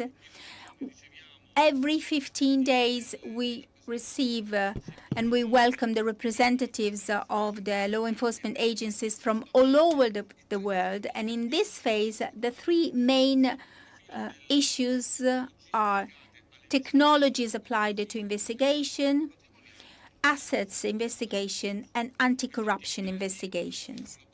Such cooperation is carried out through specific protocols. I would like to mention a particular protocol which is essential, and it is the protocol we have signed with FBA. But we also collaborate with many other agencies, Interpol, Europol, but also El Pacto, because they have an impact in fields where criminal activities are particularly active. Over the last years, we have also implemented the collaboration with the law enforcement agencies of the African continent, in particularly countries involved in human trafficking and migrant trafficking, because this is a world threat, as well as other phenomena First of all, drug trafficking, and this is another destabilizing element. One more reflection. I would like to underline that corruption is becoming one of the aspects that allows the different world criminal organization to become in contact among them. And this is an important element because there is the world of technologies, and organized crimes are forced to be in contact because they have to identify experts, they have to create encrypted communication system or system to avoid the world of online gaming. For example, this is one of the examples of these systems. It is important to remember that this world, these corruption activities are even more dangerous because we are used to talk about infiltration or penetration of criminality in the state, but we are observing an increase of such penetration that can have an influence, that can have an impact also on political decision and administrative decision. Just to give you an example to explain how dangerous this mechanism can be and how this integrated organized crime may have an impact on the state. Having an impact on an administrative activities means penetrating, for example, or interfering in the construction of a bridge, not only in terms of material supplied, the concrete, for example, but we can also decide the direction of that bridge. And these criminal activities can do this through very sophisticated and integrated crime. So today, also the basic criminal organization to access encrypted illegal technologies, to access international financial system must aim at environment and sphere that goes much beyond the borders of the country. One last conclusion. All the corruption activity is particularly dangerous, even if it is focused on those who should support the judicial authority in the investigation activity. A topical issues of the last few months is the important to preserve and protect police information. On a daily basis, both in Italy and abroad, we are facing such kind of situations. So this interference with the activities of the state. I haven't much time, but I hope to have given you a clear perspective. Thank you. Thanks a lot, Director Nicolin. Everything you said is true and is updated to the current moment, especially the topic of the capacity building and institution building represents one of the most important chapters of judicial diplomacy and security diplomacy, and we are sure that this experience can be shared with our partner countries. Now it's the turn of the Carabinieri Armed Force. I will give the floor to the head of the 2nd Division of the General Command of the Carabinieri Armed Force, Arturo Guarino. Thanks, President. Thanks for asking the contribution of the Carabinieri Armed Forces and the General Command of the Carabinieri for the contribution that our investigation unit gives to the international cooperation to fight against the evil phenomenon of corruption. It is a subtle phenomenon. It's difficult to detect and to intercept, and it affects the rights of social and economic fairness, and also to the right of equality, because it favors those who in a fair competition would not be the winners. Statistically, in our country, the corruption is very widespread. In the last decade, the divisions of the Carabinieri proceeded for 47% of crimes of corruption, arrested 2,752 people, on a total of 5,594 people, and they gave to the authorities 4,206 on a total number of 9,571. So these are the data. The economic interests of the criminal organizations are beyond borders, and they involve also the foreign public administrations, because they offer various opportunities for foreign influence and corruption. So a strategy of tackling from a single country is not enough. We need a network of judicial diplomacy and judicial collaboration and police collaboration that works well.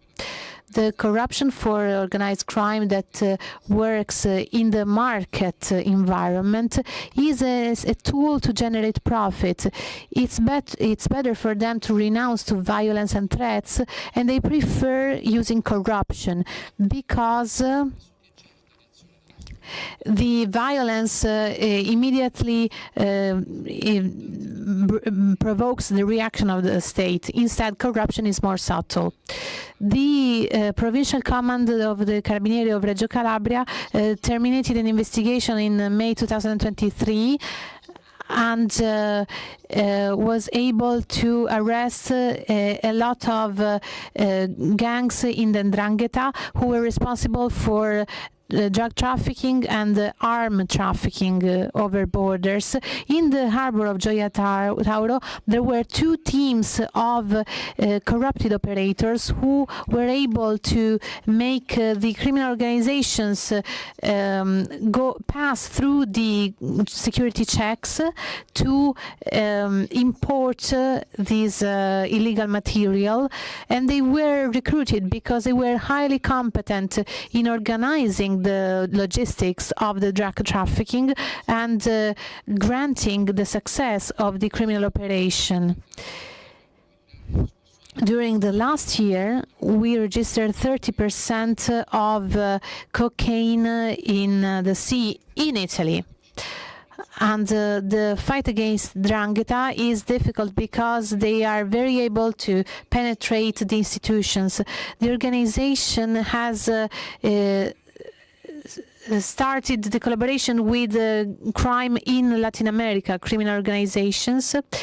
And a report of 2024 demonstrated that in Latin America they produce the most part of world spread cocaine, and the 'Ndrangheta is collaborating with them. Domenico Trimoli, Paninuzzi, Rocco Morabito, and Vincenzo Pasquino, all of them were arrested in South America because they had the task of distributing the supply chain of drug trafficking. So they were arrested, and we demonstrated the capacity of finding new extra-European markets. For example, the Australian market, where the cocaine is sold for 130,000 euros per kilo instead of 35,000 that is the value in Italy, the price in Italy. The transferring funds, illicit funds, to more favorable areas requires us to increase the security checks that are in place right now, and we need technical and specific abilities, technical skills from the juridical point of view in order to report what happens to the authorities. the fight against money laundering and corruption at international level, it's important as a coordinated action. We are coordinating with Brazil, Argentina, Uruguay, Paraguay.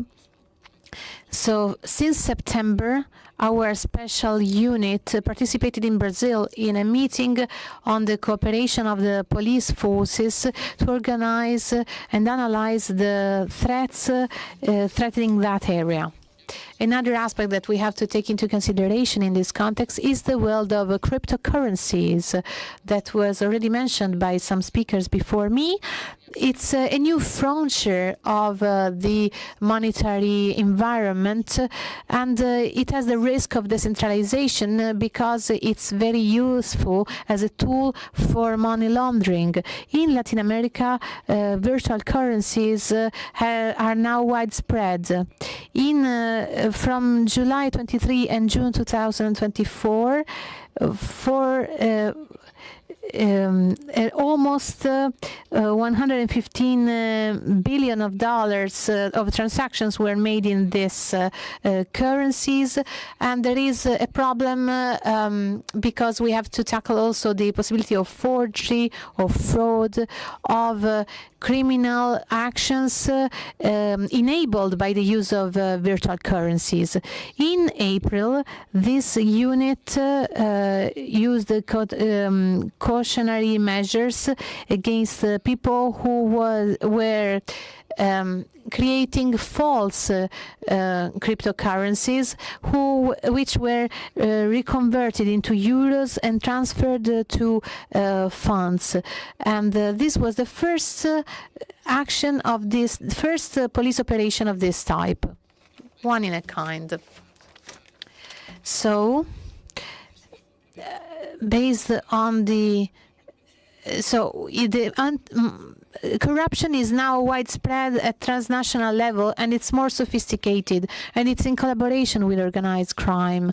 Mafia always used bribes for its actions, but in the past it was just one tool for the exercise of violence for them. Instead, today, the criminal groups use corruption to implement more effective relationships with the richest areas of societies. And so we need to change from traditionally law enforcement at national level to law enforcement at international level. So instead of using only the criminal law enforcement, also we need to use other methods like prevention and rewarding the virtuous businesses and promoting international initiatives to collaborate between the judiciary systems of the various countries to tackle organized crime. Italy can have an important role in a multilateral forum, as it happened for our anti-mafia law, which is a benchmark at international level. Judge Flick said that we need to find a cultural turning point in this tackle against corruption, because it is an ethical challenge, and we need to base ourselves on the principles of efficiency and the state of rule of law. Thank you. Grazie mille. Thank you, General. Thank you for having reminded us the method of the coordination meetings among judicial authorities, which is a new method for judicial and police cooperation activity at the international level, because thanks to this dialogue,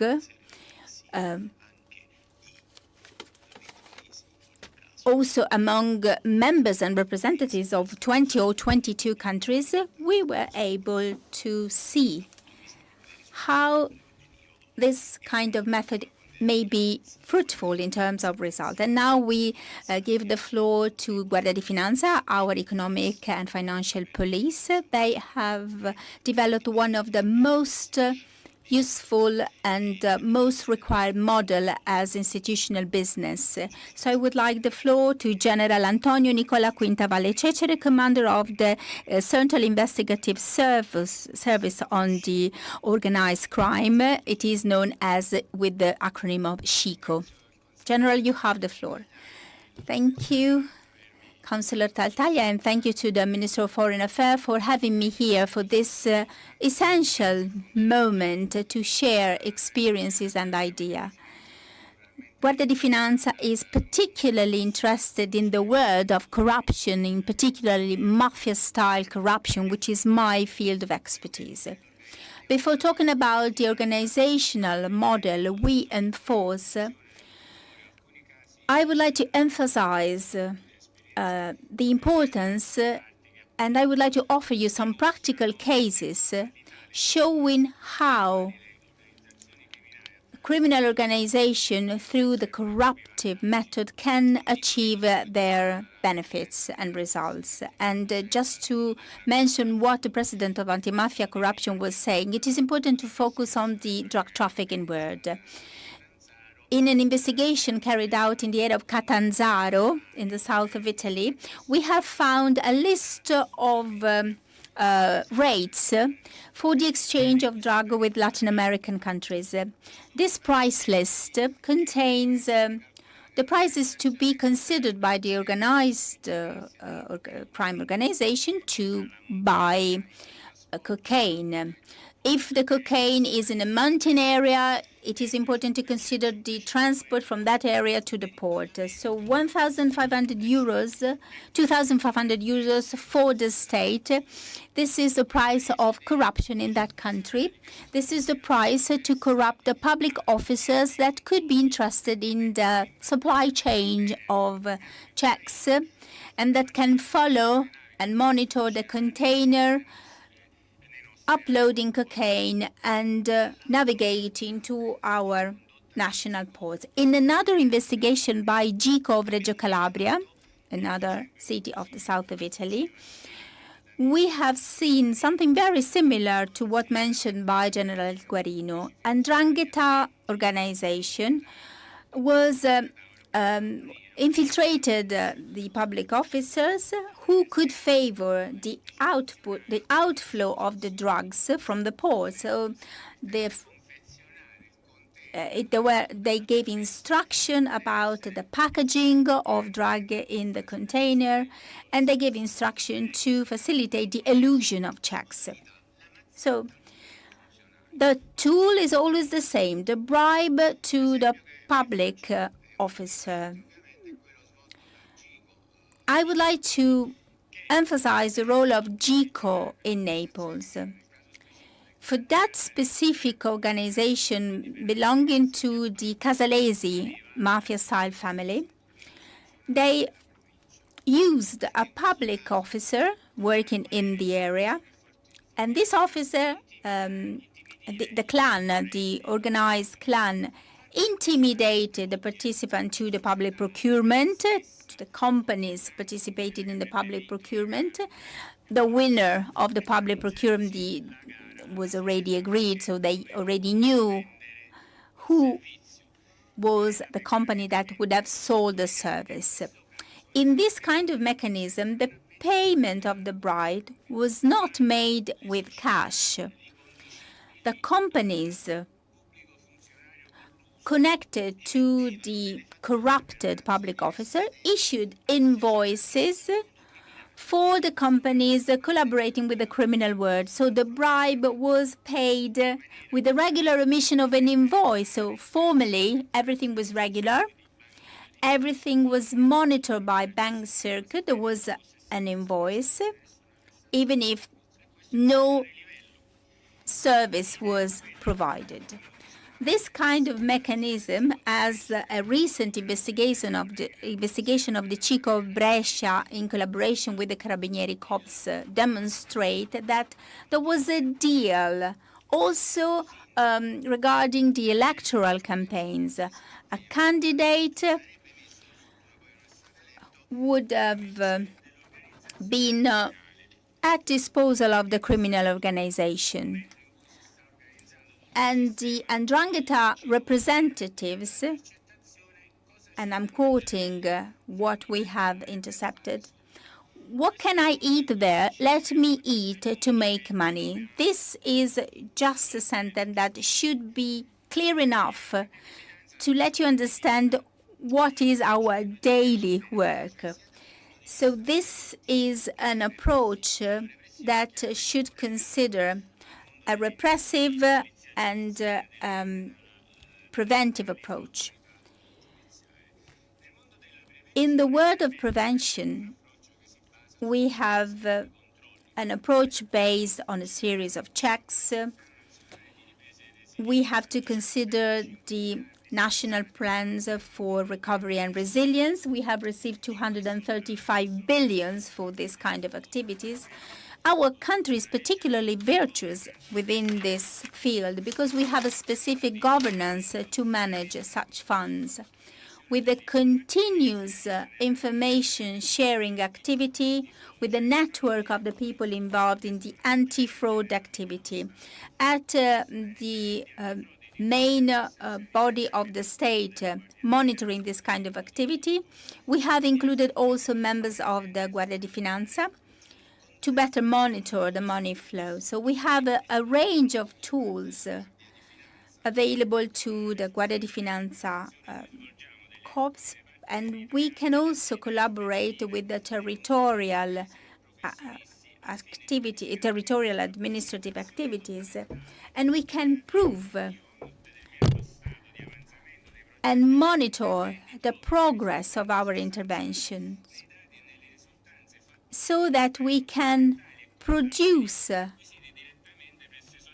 real outcome and monitor the activities of the perpetrator of the crime. So we can also carry out fiscal investigation to intercept corruptive activities. And at the same time, we also involved special departments supporting territorial activities. We have a special group, anti-corruption group, which is the natural interlocutor for the anti-corruption activities, and another department focused on public expenditure. They carried out risk analysis on specific contexts to correct and to direct the different departments, indicating the level of risks of the different activities. Also at the joint level, we have developed and we have created a body that can constantly monitor the activities of the organized crime. We have joint central department also for mafia style, and they have a constant relationship with prefectures. This is the way the Guardia di Finanza is organized. And just to give you a few figures before concluding, I would like to tell you that in terms of public procurements, between January 2023, 31 May 2024, we have monitored public procurements for works and services for more than 7 billion euros to contrast the corruption and crimes against public administration. We have carried out technical, financial, and asset investigation to understand the strategies of the subject involved, arresting 250 people, reporting 3,778 people, and our checks at the asset level can guarantee to monitor the activity of corrupted organization, of mafia-style organization, using different tools. We have seized more than 334 million euros. Interinstitutional collaboration and, if necessary, international collaboration is crucial, both from the perspective of information sharing. President Tajani mentioned the Financial and Economic School of Guardia di Finanza located in Ostia, near Rome, but also in terms of operative experience. Thank you for your attention. Now it's the time of police guard. The head, Ezio Giacalone, commander of the Prison Guard Central Investigation Group, has a message for us. Good morning to everybody. I'm Ezio Giacalone. I'm the commander of the Central Investigation Unit of the Police Guard. I want to thank the organizers of this important event, the Ministry of Foreign Affairs and International Cooperation, the Ministry of Interior, the Ministry of Justice, for giving us such an important opportunity of explaining what is the contribution given by the Italian Prison Administration Department and, generally speaking, by the Police Guard to Italian foreign policy for the fight against corruption and organized crime. The Italian Police Guard is a unique body among the prison administrations in Europe, because the Police Guard has 3 different functions at the same time. The Police Guard is in charge of enforcing the restrictive measures on personal freedom, not only within the prisons, but also in terms of external criminal law enforcement. It is also one of the 4 state police corps in Italy, and therefore it also has ordinary public security and judiciary police functions. Therefore, it is a police corps operating at 360 degrees with the functions deriving from three different tasks, but with a special focus on criminal law enforcement inside and outside the prisons. We know very well how many national prison systems have problems in maintaining the democratic and legal system because the organized criminal groups and terrorism groups continue to operate within the prisons. So, to guarantee the rule of law and the justice system, and more specifically the prison system, we necessarily need prevention and fight against organized crime also within the prisons. The Central Investigating Unit and the Mobile Operations Group are 2 specialized divisions of the Prison Guard with a special task. The Central Investigation Unit is a central judiciary police service and has the task of primarily investigating on organized crime, terrorism, subversion, and complex crimes, among which there is also the corruption in criminal law enforcement. The Mobile Operations Group has instead a very sensitive task, which is guaranteeing the safety and custody of the prisoners who are subject to the 41-bis rule. The 41-bis measure, as you know, is a ministerial provision that aims at breaking the ties between the bosses in jail and the criminal gangs outside the jail. So the know-how, the expertise and the tradition of the Italian Police Guard and specialized departments is used to serve the Italian system and contribute to the rule of law, to contribute to the democratic system, the respect of human rights, and to the effective operations of prison security. Prison security encompasses various fields: infrastructures, prison intelligence, dynamic security, that is an activity of surveillance and monitoring by the prison guard personnel within the prisons in all the places where the daily life of prisoners takes place. Well, this expertise was and is available through various projects, also with in the states that are partners to Italy. I refer particularly to the El Pacto project and also the URESP project. In this sector, I would like to remind you, has since 2022 and for 2 years, the police guard from Italy contributed to provide support, training and education activities for the prison guards in Ecuador. It was an intervention that explains in the best possible way what is the know-how and the best practice of the police guard.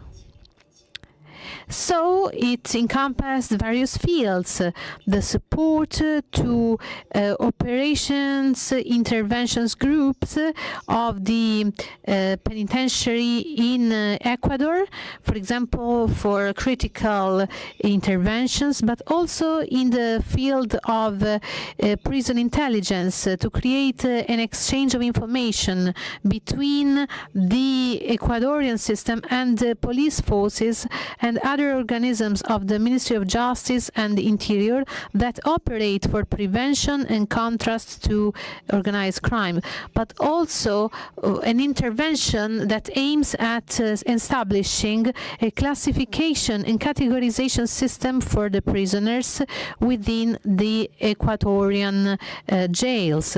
Then we also intervened in the IUMIT and TECINT within the prisons to support the operators but also the managers for a training model that was effective for Ecuador.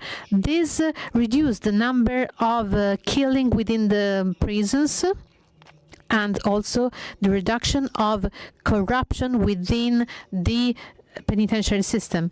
Since 2019, Italy and the Department of Police and Prison Administration also participated in two twinnings of the European Union in Algeria and Morocco, where we reinforced the support to their prison administrations in terms of inspections, investigation, intelligence, and best practices for the management of the audits and accounting of the various services provided by the penitentiary administration in Algeria and Morocco.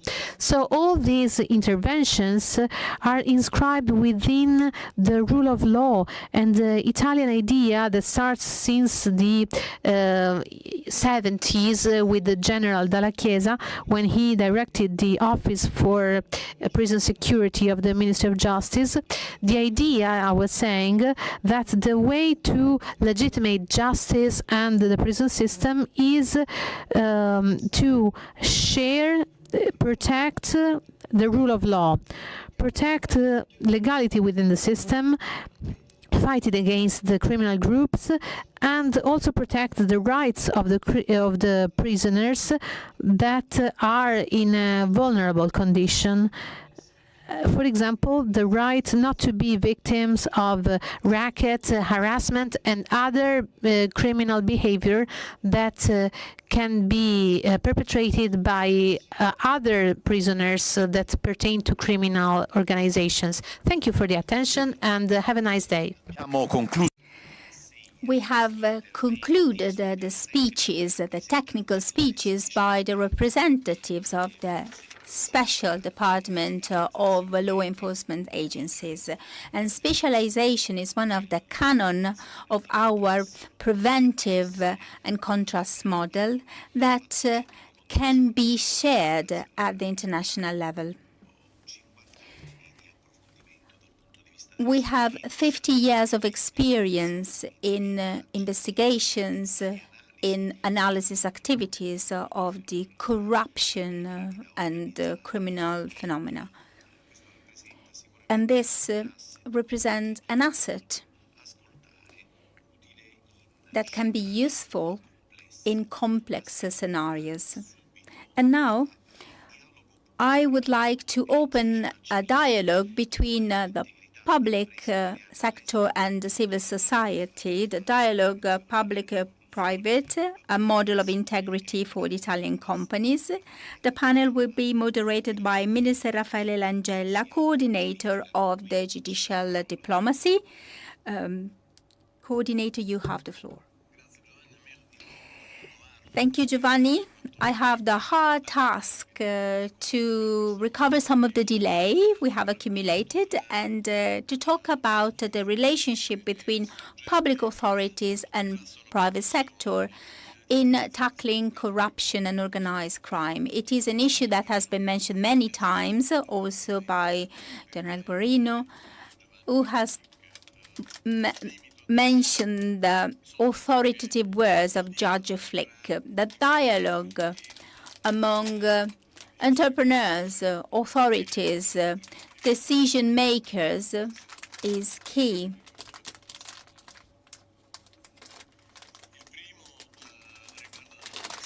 The first one concerns the nature itself of the contrast to corruption, which is a cultural battle. It requires the involvement of all the stakeholders. It is a matter of contemporaneity. Companies have more contact with the dynamic of the markets, but also with technologies.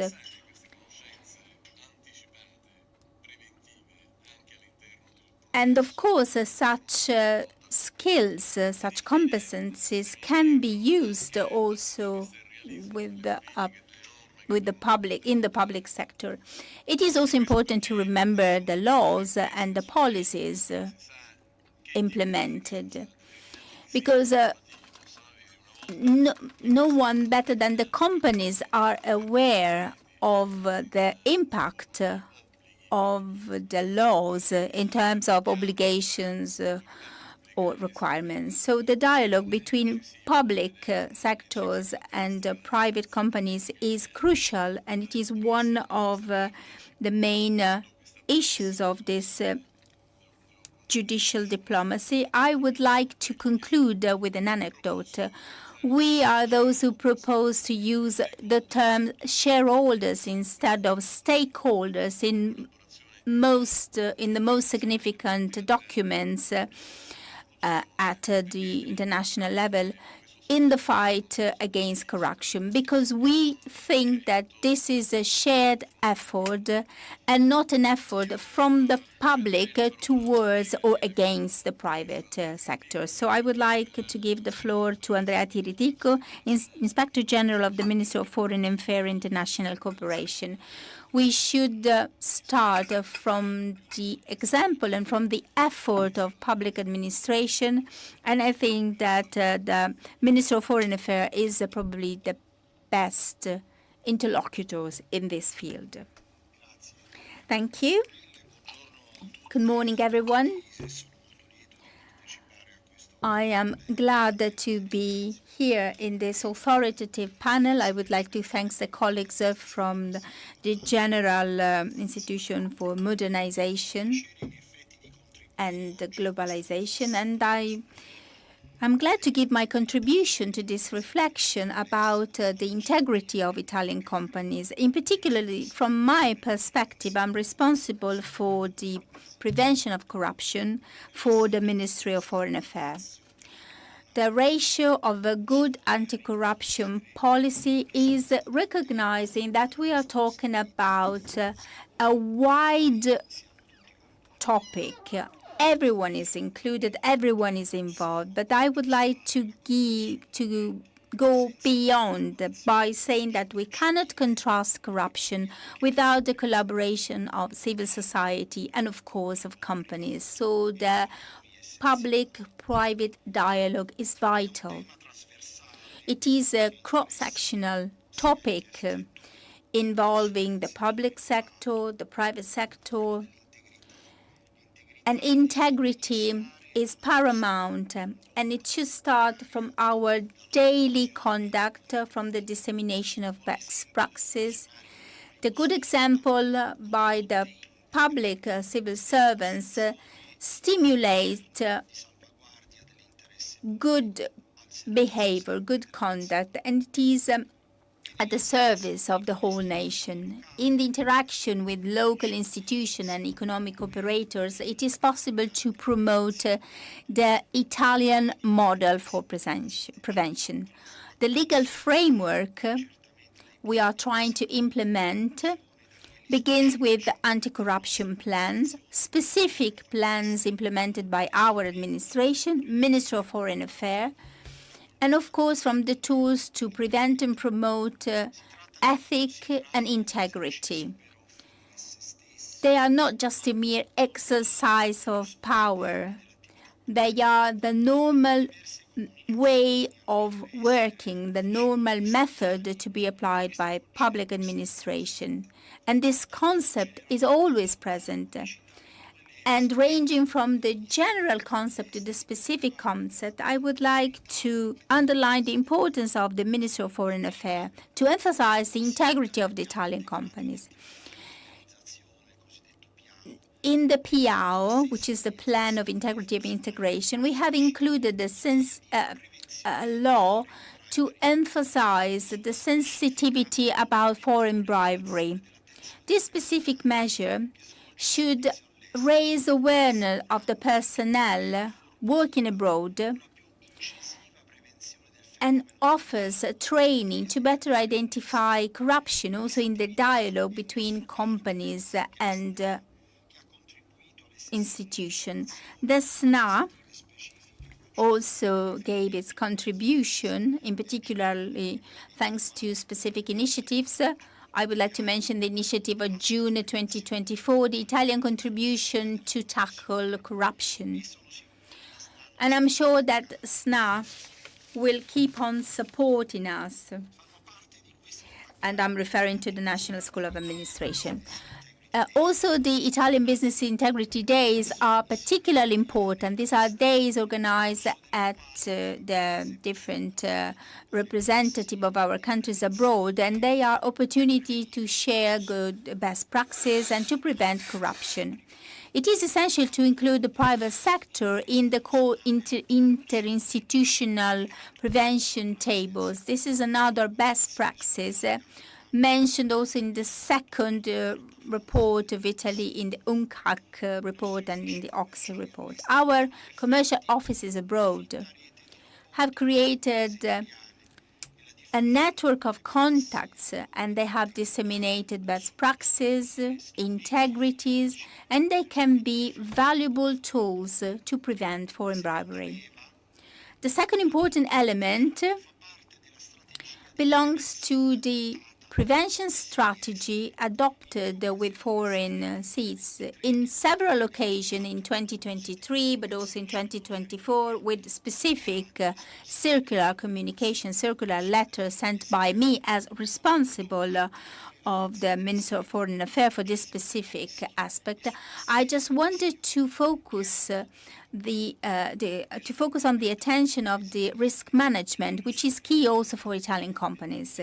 In 2023, we have reinforced the obligation for our personnel at the end of the position abroad to do not accept position of any nature at Italian or international companies operating at the seat of accreditation. Such measure, which was focused on the employee, had an impact also on the integrity of the company as a whole, and also of the Italian companies, preventing pantouflage phenomena, also known as revolving door phenomena. In 2024, there were many communications about risk management in public contracts, among others, those with outsourcing companies, service outsourcing companies for the issuance of visas, vigilance societies for our seats abroad, but also in terms of sponsorships and donations. And the most interesting aspect of this strategy is that we have included specific clauses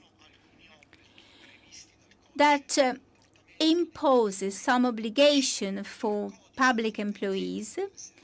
They are supported by the code of public affairs, in particular the rules regarding gifts, donation, conflict of interest, transparency, obligation to prevent corruption.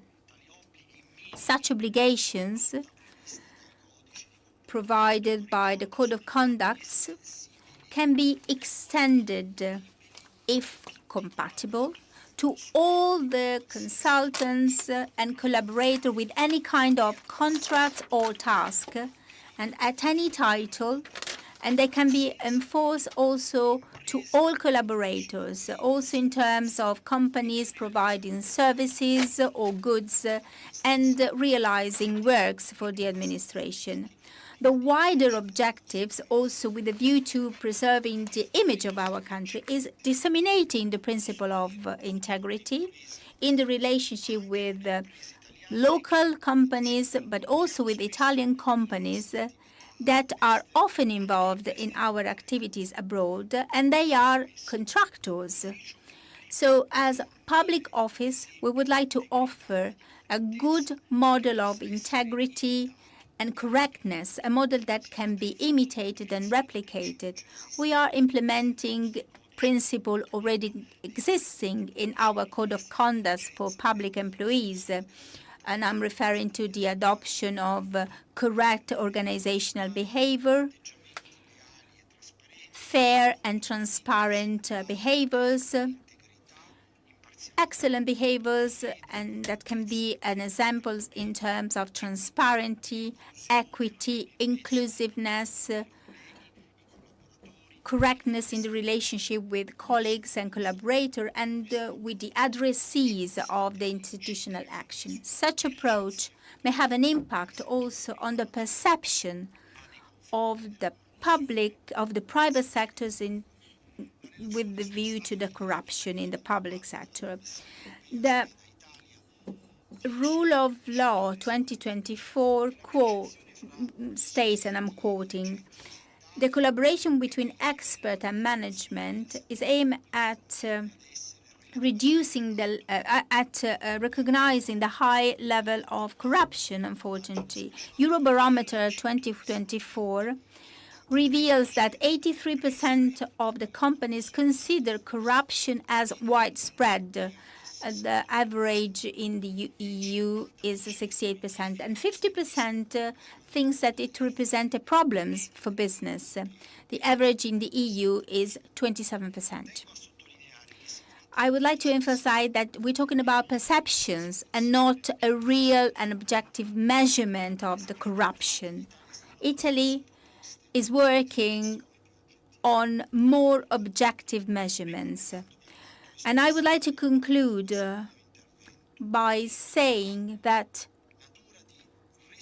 the nature of widespread responsibility when we talk about corruption and promotion of integrity does not concern the public action, but also the private action. And companies are already involved in our strategy to tackle corruption. As a person in charge for the prevention of corruption for the Ministry of Foreign Affairs, I believe we have the right tools and we have an opportunity to promote an integer and transparent system. It is important to the will to make a good use of it and to promote the cooperation between private and public sector. Thank you for your attention. Grazie. Thanks. We will continue with your video message by the Professor Paola Severino, the President of the National School of Administration, the SNA. She is a professional, a woman, and a public figure who was able to study in depth the problem of corruption in various fields, especially in our interest is in the National School of Administration. And Professor Severino also has an important role within an important Italian university. It's an important message that she has for us. Good morning to the many authorities and colleagues that are here today to celebrate together this International Anti-Corruption Day.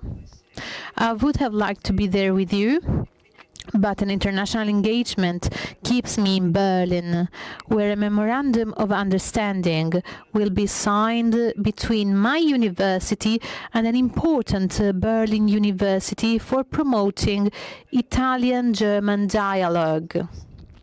Anti-corruption is one of the various activities that I approached through judicial diplomacy, a term which was officially coined during the Indian G20 that I took part in as an Italian government representative, where this term, which was already being used by the experts of this field, was officially adopted. Judiciary diplomacy as a guideline for foreign policy and the fight against corruption and international organized crime.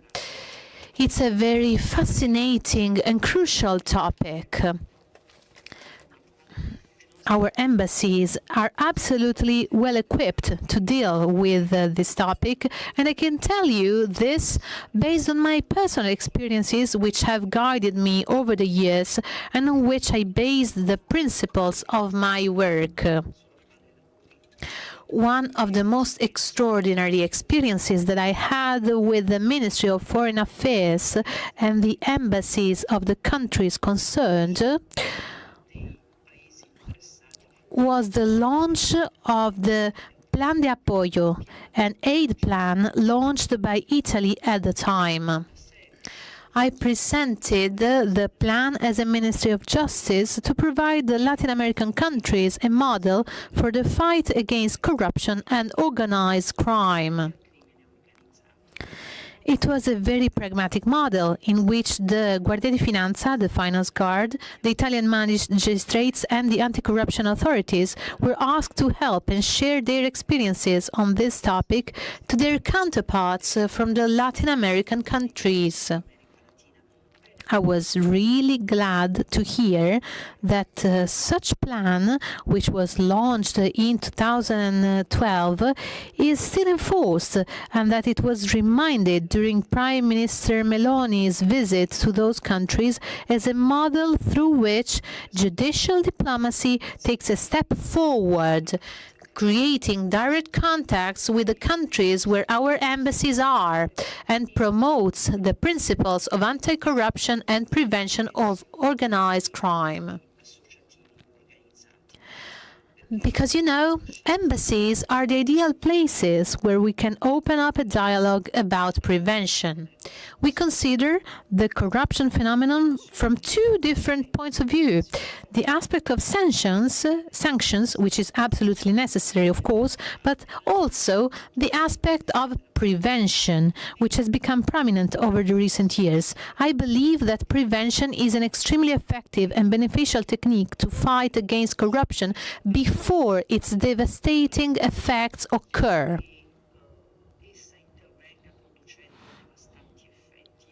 The attention that the Ministry of Foreign Affairs pays to the fight against this phenomenon is mirrored in the PIAO, the Ministry's Integrated Plan of Activities and Organization. The Ministry considers the area of the ethical management of Italian businesses abroad as a core area to work on prevention. Therefore, a specific measure provided for by the Ministry is corruption prevention by means of training and awareness raising, targeting all the officers employed in the activities for the internationalization of Italian businesses. As you can see, it's a pivotal commitment to build an anti-corruption culture among Italian businesses operating abroad, so that their employees and managers enjoy a common anti-corruption culture based primarily on prevention,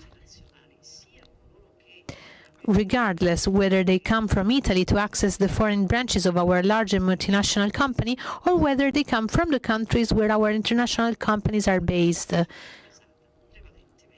This common culture is based on prevention. The Ministry of Foreign Affairs is about to pursue the same objective by means of the Mattei Plan, by providing anti-corruption training to African countries, and more specifically to the managers in some of them. This is a task that I care for a lot and which makes me proud, because with the Ministry of Foreign Affairs we are starting to set up a plan for the Public Administration School to prepare and launch some courses on corruption prevention for the training of high officers in public administration in some African countries.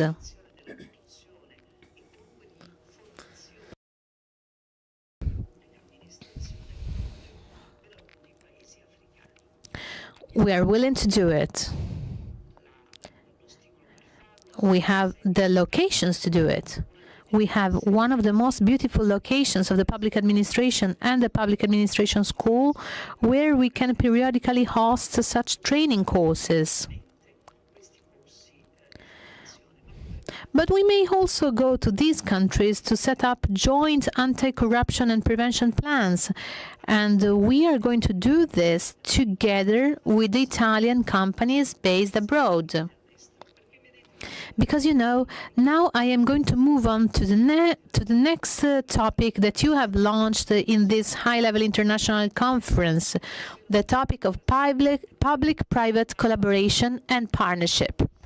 Public-private partnerships. Both sectors are equally interested in fighting against and preventing corruption. The organizational models in the public administration and in companies shall be based on a common anti-corruption and prevention culture. You know, the topic of corruption is often mentioned in Italy and at international level, but I would like to stress that Italy is one of the countries which has set up one of the largest and most effective anti-corruption frameworks. Here, we are not afraid of speaking about corruption, whereas somewhere else corruption gets hidden and swept under the carpet. We treat corruption as we have treated international organized crime in the past, and the attention paid by our embassies on this topic helps us to bring anti-corruption culture to all countries who asks for it. You may not believe it, but a lot of countries ask us to provide them with the example of our judiciary, public administration school and judiciary school to receive effective anti-corruption models that are really able to deal with international business environment. There is just one point on which we need to focus our attention now, and it's the regulation of the lobbying phenomenon. The Department of Public Administration has expressly requested a closer examination for improving the transparency of public decision-making processes by launching the adoption of open agendas for public decision-makers.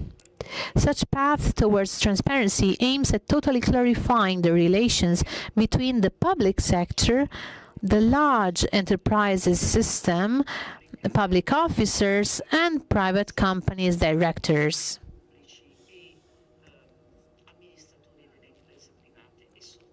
Only this kind of dialogue, along with the help and support by the Ministry of Foreign Affairs and Judicial Diplomacy, will allow us to spread at international level the topic of fighting against corruption and organized crime. Thank you.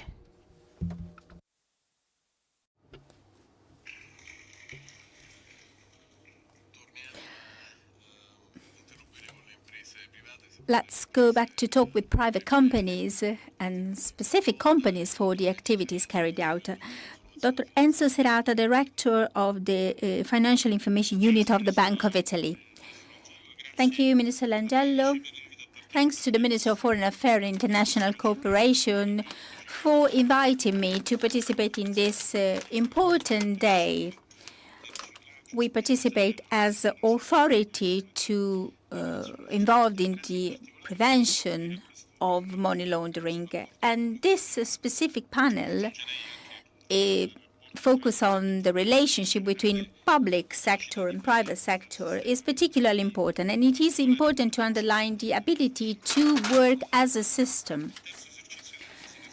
The third report, the third analysis about anti-money laundering, drafted by the Unit of in Financial Information, demonstrate that this is an important area and that organized form of criminalization, and particularly in Italy, are still dangerous and are still casting concern because they are particularly insidious, because there is a sort of overlapping between organized crime and economic crime.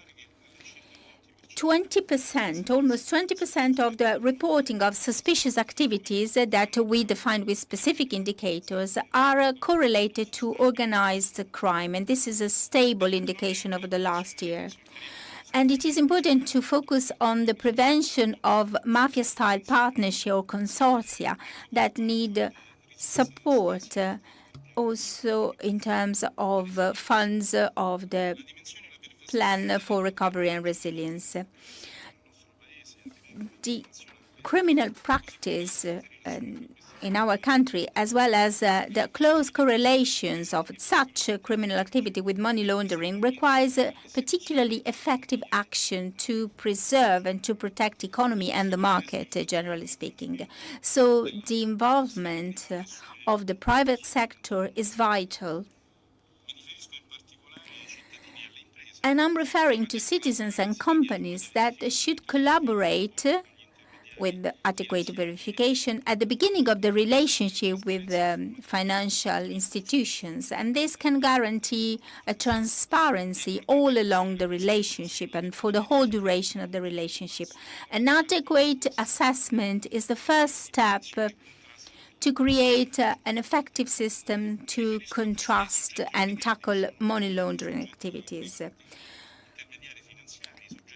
The subject we collaborate with are professionals or financial subjects that can actively collaborate or passively collaborate. And if they collaborate passively, they take care of preserving information, but also reporting and informing about suspicious activities. So they can actively collaborate with the public sphere to protect the public sphere, but also to protect themselves from criminal penetrations. I would like to mention a few cases that involved also the instability of some European banks, and such instability was due to money laundering activities. It would be important that private companies, as some of the most important economic group of the countries are doing, would adopt system to tackle corruption through an adequate assessment, through the introduction of organizational system aimed at preserving legality. The 2025 programs focuses on the collaboration with private sector and strengthening of the collaboration with the whistleblowers to improve suspicious report, so that we can better orient and better identify the emerging risks. Because we know from the past that criminal organization may be very much widespread. Collaboration among public and private is key, in particularly between authorities for money laundering activities, and this is one of the elements we have included in our 2023-2025 strategic plan, aimed at reinforcing the cooperation with Guardia di Finanza, anti-mafia directive, and state force police. We have made huge, and magistrates, of course, we have made huge progress. Also, in the collaboration with public administrations, also obliged to report suspicious transactions. The studies we have carried out indicates that the contamination of legal economy by mafia-style association has an impact also in the public administration. There are strong interests from consortia in the participation of public procurement, and because of the huge amount of resources put by the state. So the public sector has the task to report, and they have a key role to guarantee integration and legality. Unfortunately, the collaboration, in particular for what concerns anti-money laundering activities, is still limited. We're talking about a few hundreds of reports compared to the huge amount of reports by the other parties involved. Also in this field, due to the awareness increase in public administration, but also to the greater concern of money laundering, the collaboration between private and public sector is key. And the synergies we have created over the last year, and most of them are created at the collaboration table at the Ministry of Foreign Affairs. I'm referring to international synergy. We had many opportunities to collaborate with ANAC, but I would like also to remember the many initiatives with the Department of Public Function and SNA and the School of Public Administration has given a boost in the prevention of money laundering activities. Of course, it is important to participate in international activities with the WIF. It is important to analyze anti-corruption activities, and we have been present in G20 and in G7 with the international financial unit as WIF. It is essential to promote investigative cooperation and to increase capacity building.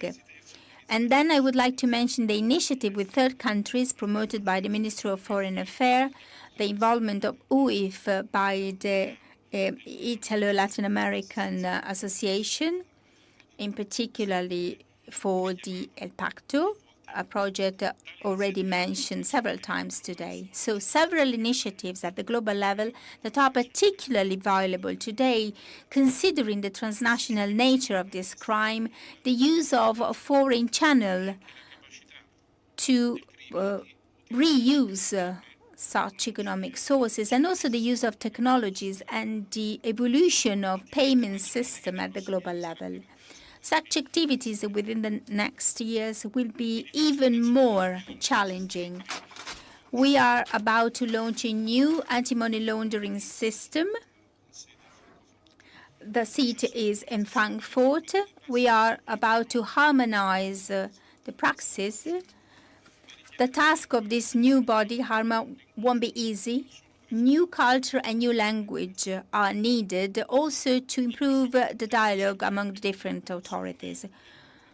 Corruption and organized crime are among our priorities, in particular for joint analysis under the patronage of AMLA, but also with involvement of other European institutions.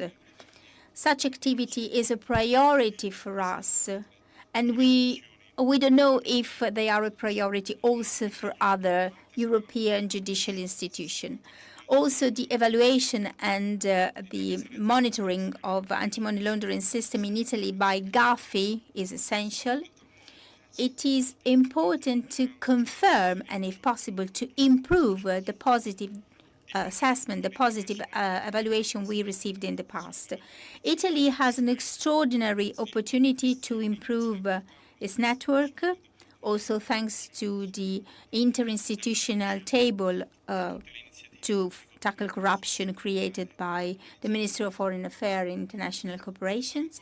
And it will be particularly important to emphasize our model to prevent financial crime, a model based on a robust synergy among institutions, an exchange of experience, a shared culture of legality and integrity, and on the involvement of civil society and companies in the prevention and in the fight against corruption.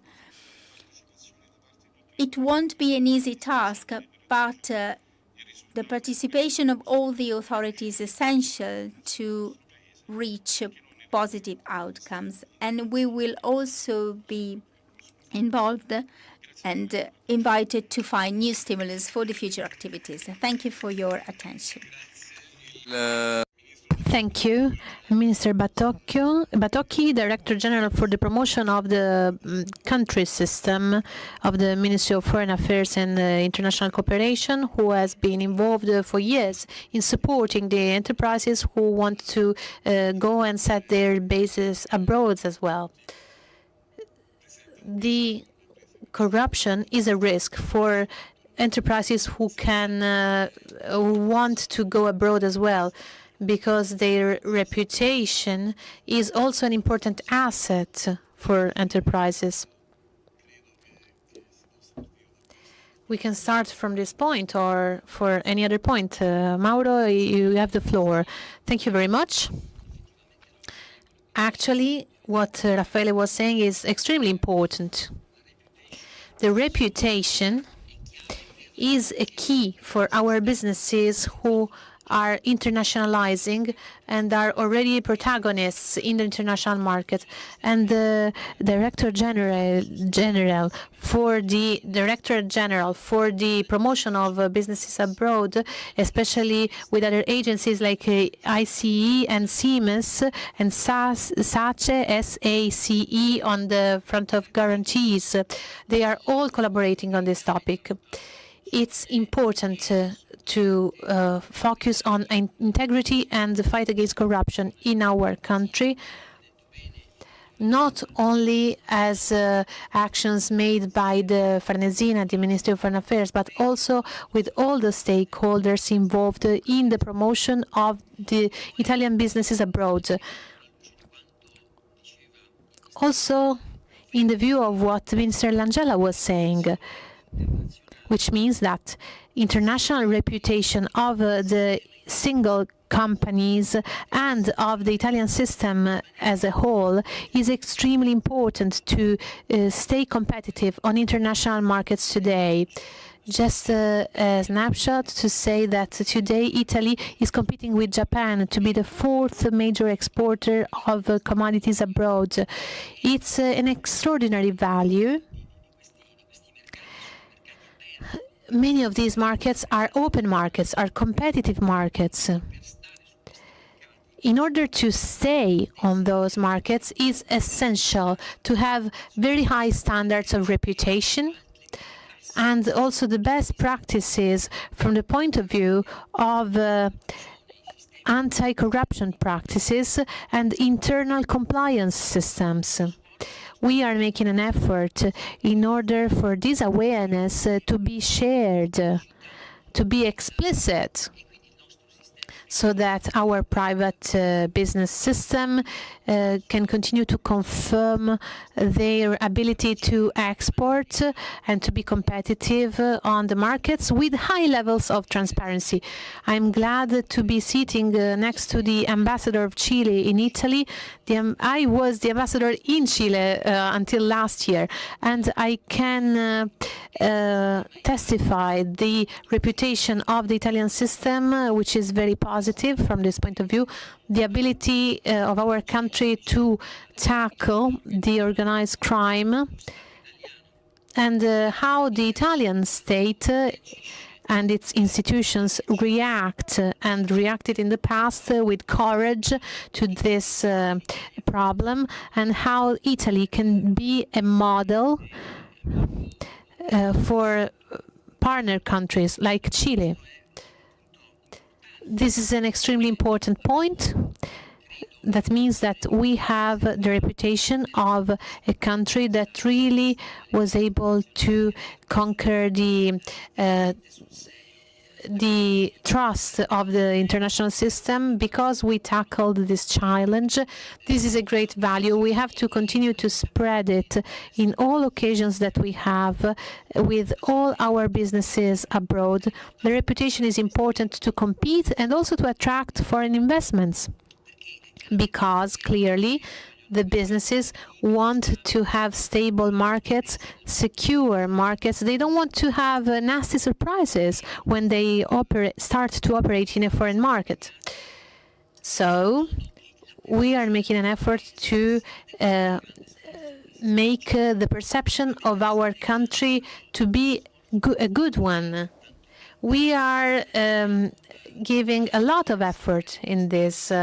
For example, we are higher in the rating of the Transparency International ratings, and it's important that all these indexes and ratings have a correct consideration of the subjective perception of the surveys.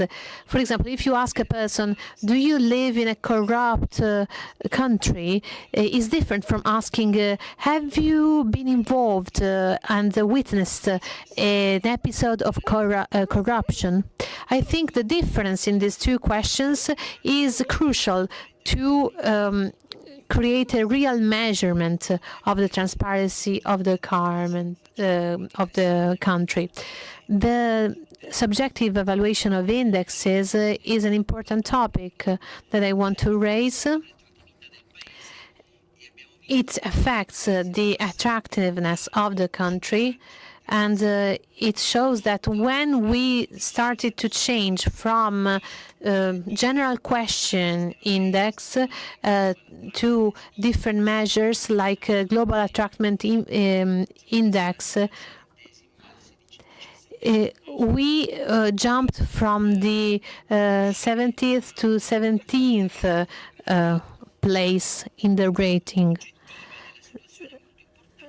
So once we can measure objectively the reputation, then we can grow.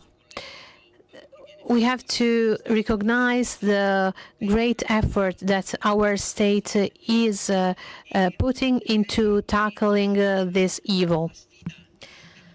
The challenge that we have in front of us is the partnership between public and private sector.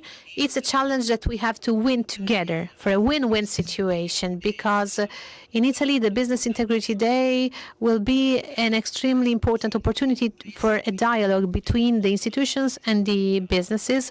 So we are available to collaborate. Thank you. Thank you, Mauro. Antonella Cavallari, Secretary General of the Italo-Latin American Organization. I would like to thank her for being a daily and effective partner for the Judicial Diplomacy Initiative, but also for having helped valuably in the organization of this event. Thank you, Raffaele, and I would like to thank Minister and Vice President Tajani and the whole Ministry of Foreign Affairs and the colleagues, because what we can do in this sector and in others is just a result of the trust by this ministry. And I would like to remind you that the program of justice and security have been created and are managed thanks to the general direction. Here with us, Ambassador Bombardiere, General Director for the Globalization and Global Issues, and she's the mother of the Falcone Borsellino program. And thanks to this program, we are here with us. There is the Counselor for Foreign Affairs and Cooperation. And from the cooperation, we can create all the programs with the Carabinieri Corps, State Police, Guardia di Finanza. And then, of course, there is the European components, but again, thanks to the support of the Ministry of Foreign Affairs. I don't want to repeat a concept already mentioned today. ILA has been mentioned several times, as well as its programs, but I would like to begin by mentioning diplomacy of growth, judicial diplomacy, mentioned also by Ambassador Guerriglia. ILA is the link between these two topics, because there is a common element between growth diplomacy and judicial diplomacy. And this common element is the creation of a legally oriented environment, to use a terminology that is in the heart, near to the heart of OECD. It is essential to invest. And to invest, it is essential to see how a country is organized from the security point of view, as Professor Severino reminded us. So we must be present in the specific sector, justice and security, preventing and repressing criminal activities, corruption among them. But we have to be present as companies, as you correctly mentioned. ILA tries to conciliate both aspects. The method we implement to be present in these two strategic spheres, growth diplomacy and judicial diplomacy, is experience sharing approach. Another important aspect, sharing expertise, Italian expertise. ILA internationalizes our best practice and the huge professionalism of institutions and companies. The huge professionalism, the huge expertise we have in these sectors, and I'm referring to law enforcement agencies, allow us to export the Italian model. At the same time, working with companies characterized by a huge social accountability, by a great attention to the aspect of prevention, is another way to export a winning model. I remember an intervention of President Colosimo in an important event we organized in Ecuador, when she said, if criminality is a model, we have to implement a model which is stronger than the model proposed by criminality, which is the model of the state. It is a winning model. We are trying to export such model. And I would like to emphasize that thanks to the professionalisms of our institutions, we can achieve real results in terms of cooperation projects at the Italian and international level. I would like to mention that we are managing 9 programs, 4 Italian programs and 9 programs financed by the EU for a total of 9 million euros, which is a remarkable result to promote training. We train the trainers. We train the people that can convey the lesson, that can convey the message, that can transfer models that also that could be beneficial also to our law enforcement agency. It is always a synergy, an exchange, a mutual exchange of competencies and information.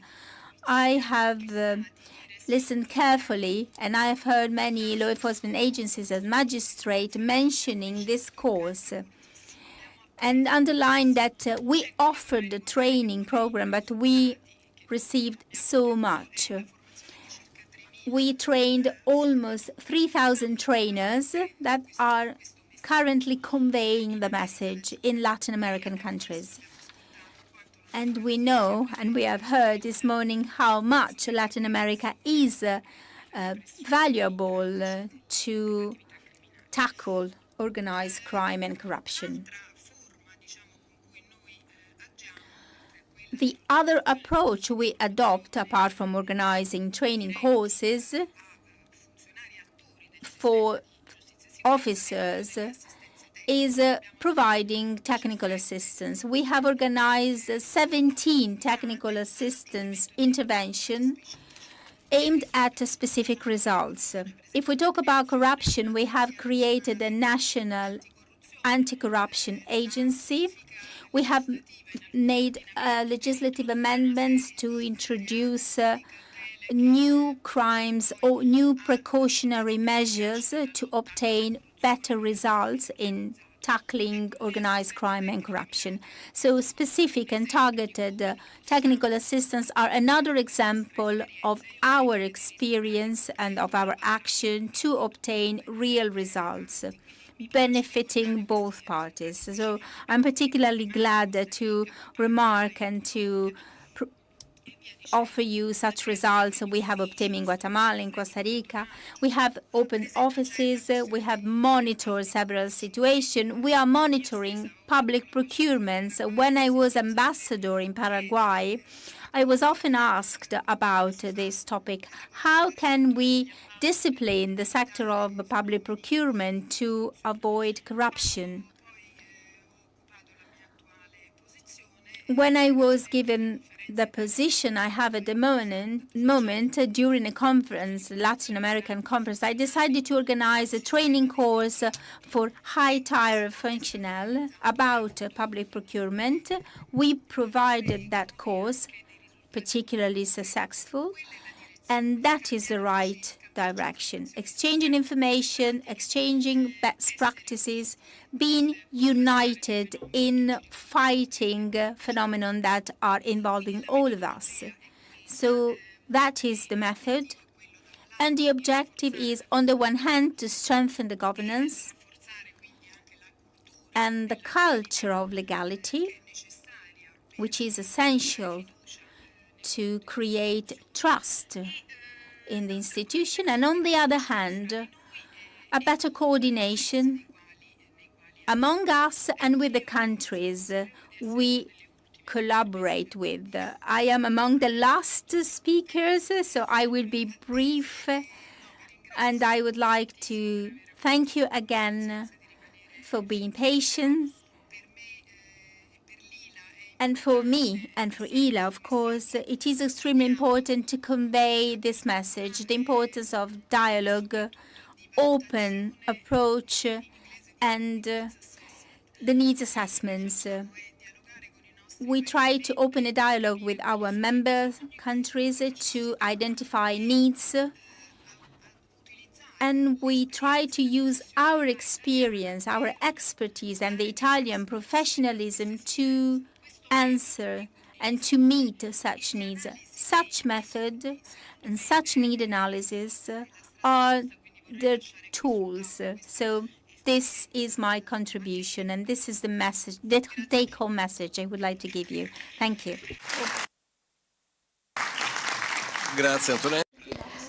Thanks, Antonella.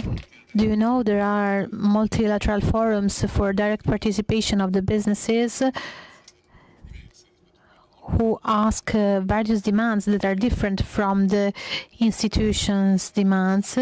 One of them is business at OCDE, which has a commissioner who, the chair is Italian. He is Nicola Locca, the chair of the Business OECD Anti-Corruption Committee.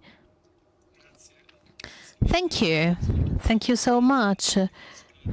So have a nice anti-corruption day. I would like to thank Minister Langella and the advisor Tartaglia Boccini for inviting me and for organizing this event. It's an honor for me to be here and sharing with you my experience and some remarks on this important topic. Dear Raffaele, I would like to go straight to the point. So we have an immense challenge in front of us. So initiatives like this one and the precious work of the coordination board and its shareholders' work are great opportunities to reinforce governance and integrity among businesses.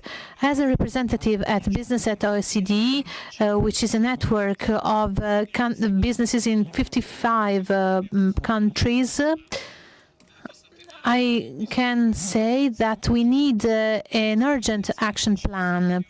We need it because we need to reinforce the real economy in a world that is volatile, uncertain, ambiguous.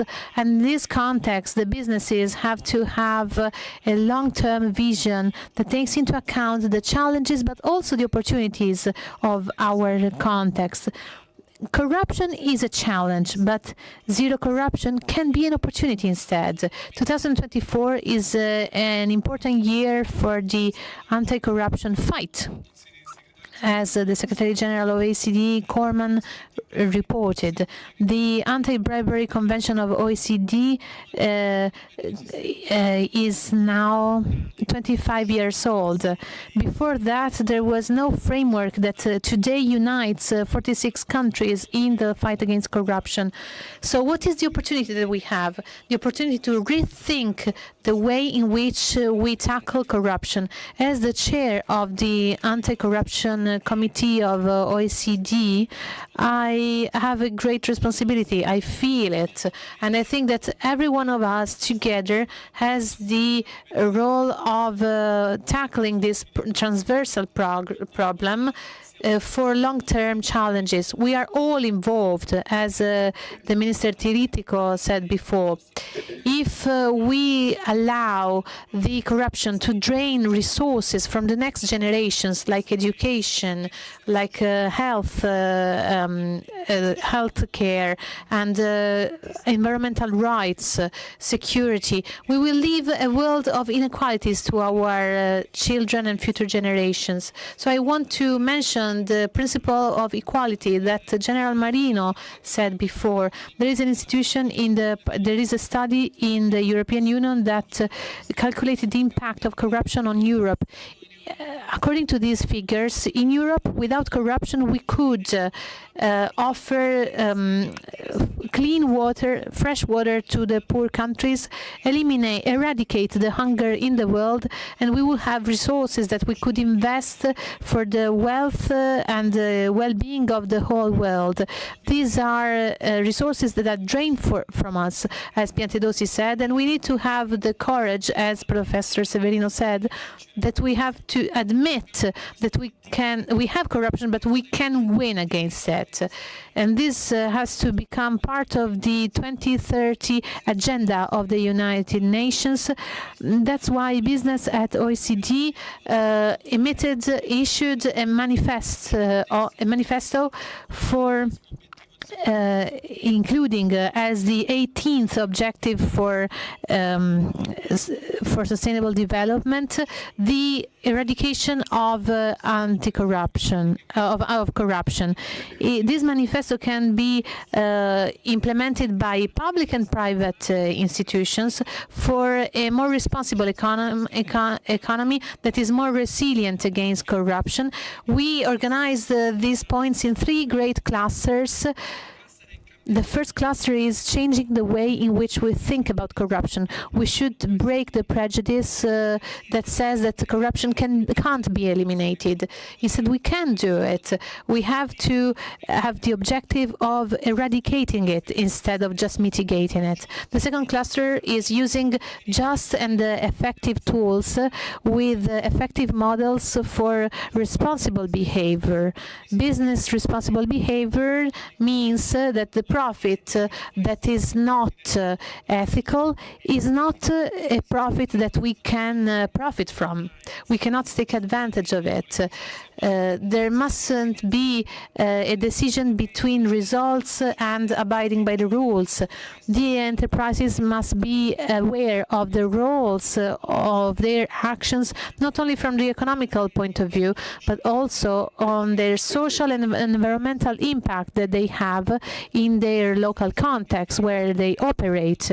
We have to use whistleblowing tools and efficacious tools like that, as President Buzia said. said, we need to incentivize and protect the whistleblowers. We have to protect the free press and investigating journalism, and we have to adopt solutions based on technology and AI to grant transparency and build trust. The last cluster is act together at global level. The collaborative action is vital for a resilient business system with zero corruption. Governments, enterprises, businesses, civil society must collaborate all together as equal partners with the same dignity in order to translate the global effort into real actions that are put into practice for fair competition and harmonized standards. So the manifesto creates an alliance between us and the next generations. I also want to share some remarks. I want to focus my attention on our country and to make a call for our businesses in line with Dr. Serrata and Minister Batocchi said. Italian businesses need to invest a lot, incentivized as well by the PNRR program, but this accelerated growth entails a higher risk of corruption and the complexity of objectives that are difficult to be managed, and sometimes the businesses are prone to elude these requirements because there are too many. So we need to reinforce internal checks that must become a strategic point of the internal system for managing for the managers of the businesses in Italy. We need to, for the authorities that need to surveil, to be authoritative enough to create a solid and robust system that surveils in an attentive way to grant transparency and fairness. In this context, the AI is an enabler of a new equilibrium of growth and fairness. With AI, the businesses can create a responsible workplace and grant the respect of the rules in a trustable way. So the businesses in Italy are called to reinforce their governance, and this function needs to be focused upon by the management of our enterprises to face the challenges of a more complex system. So adequate budget and empowerment of the risk and compliance functions are essential to guarantee that the resources of the enterprises are employed in a resilient and responsible way. Thank you.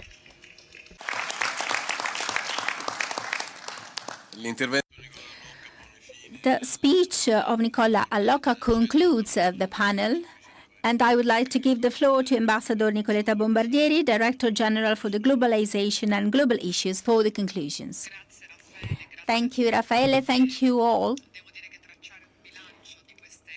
Summarizing 4 hours of meetings is pretty challenging, and I won't be exhaustive, but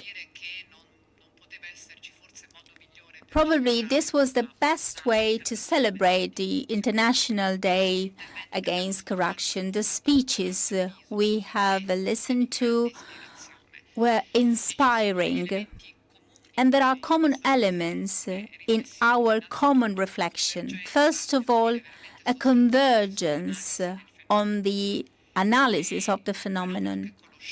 A phenomenon that we know very well. Italy has the tool to know corruption, mafia, organized international crime very well, which is a phenomenon which is continuously changing, posing new challenges. It is a devastating phenomenon with devastating effects. The word devastating was common to many speeches.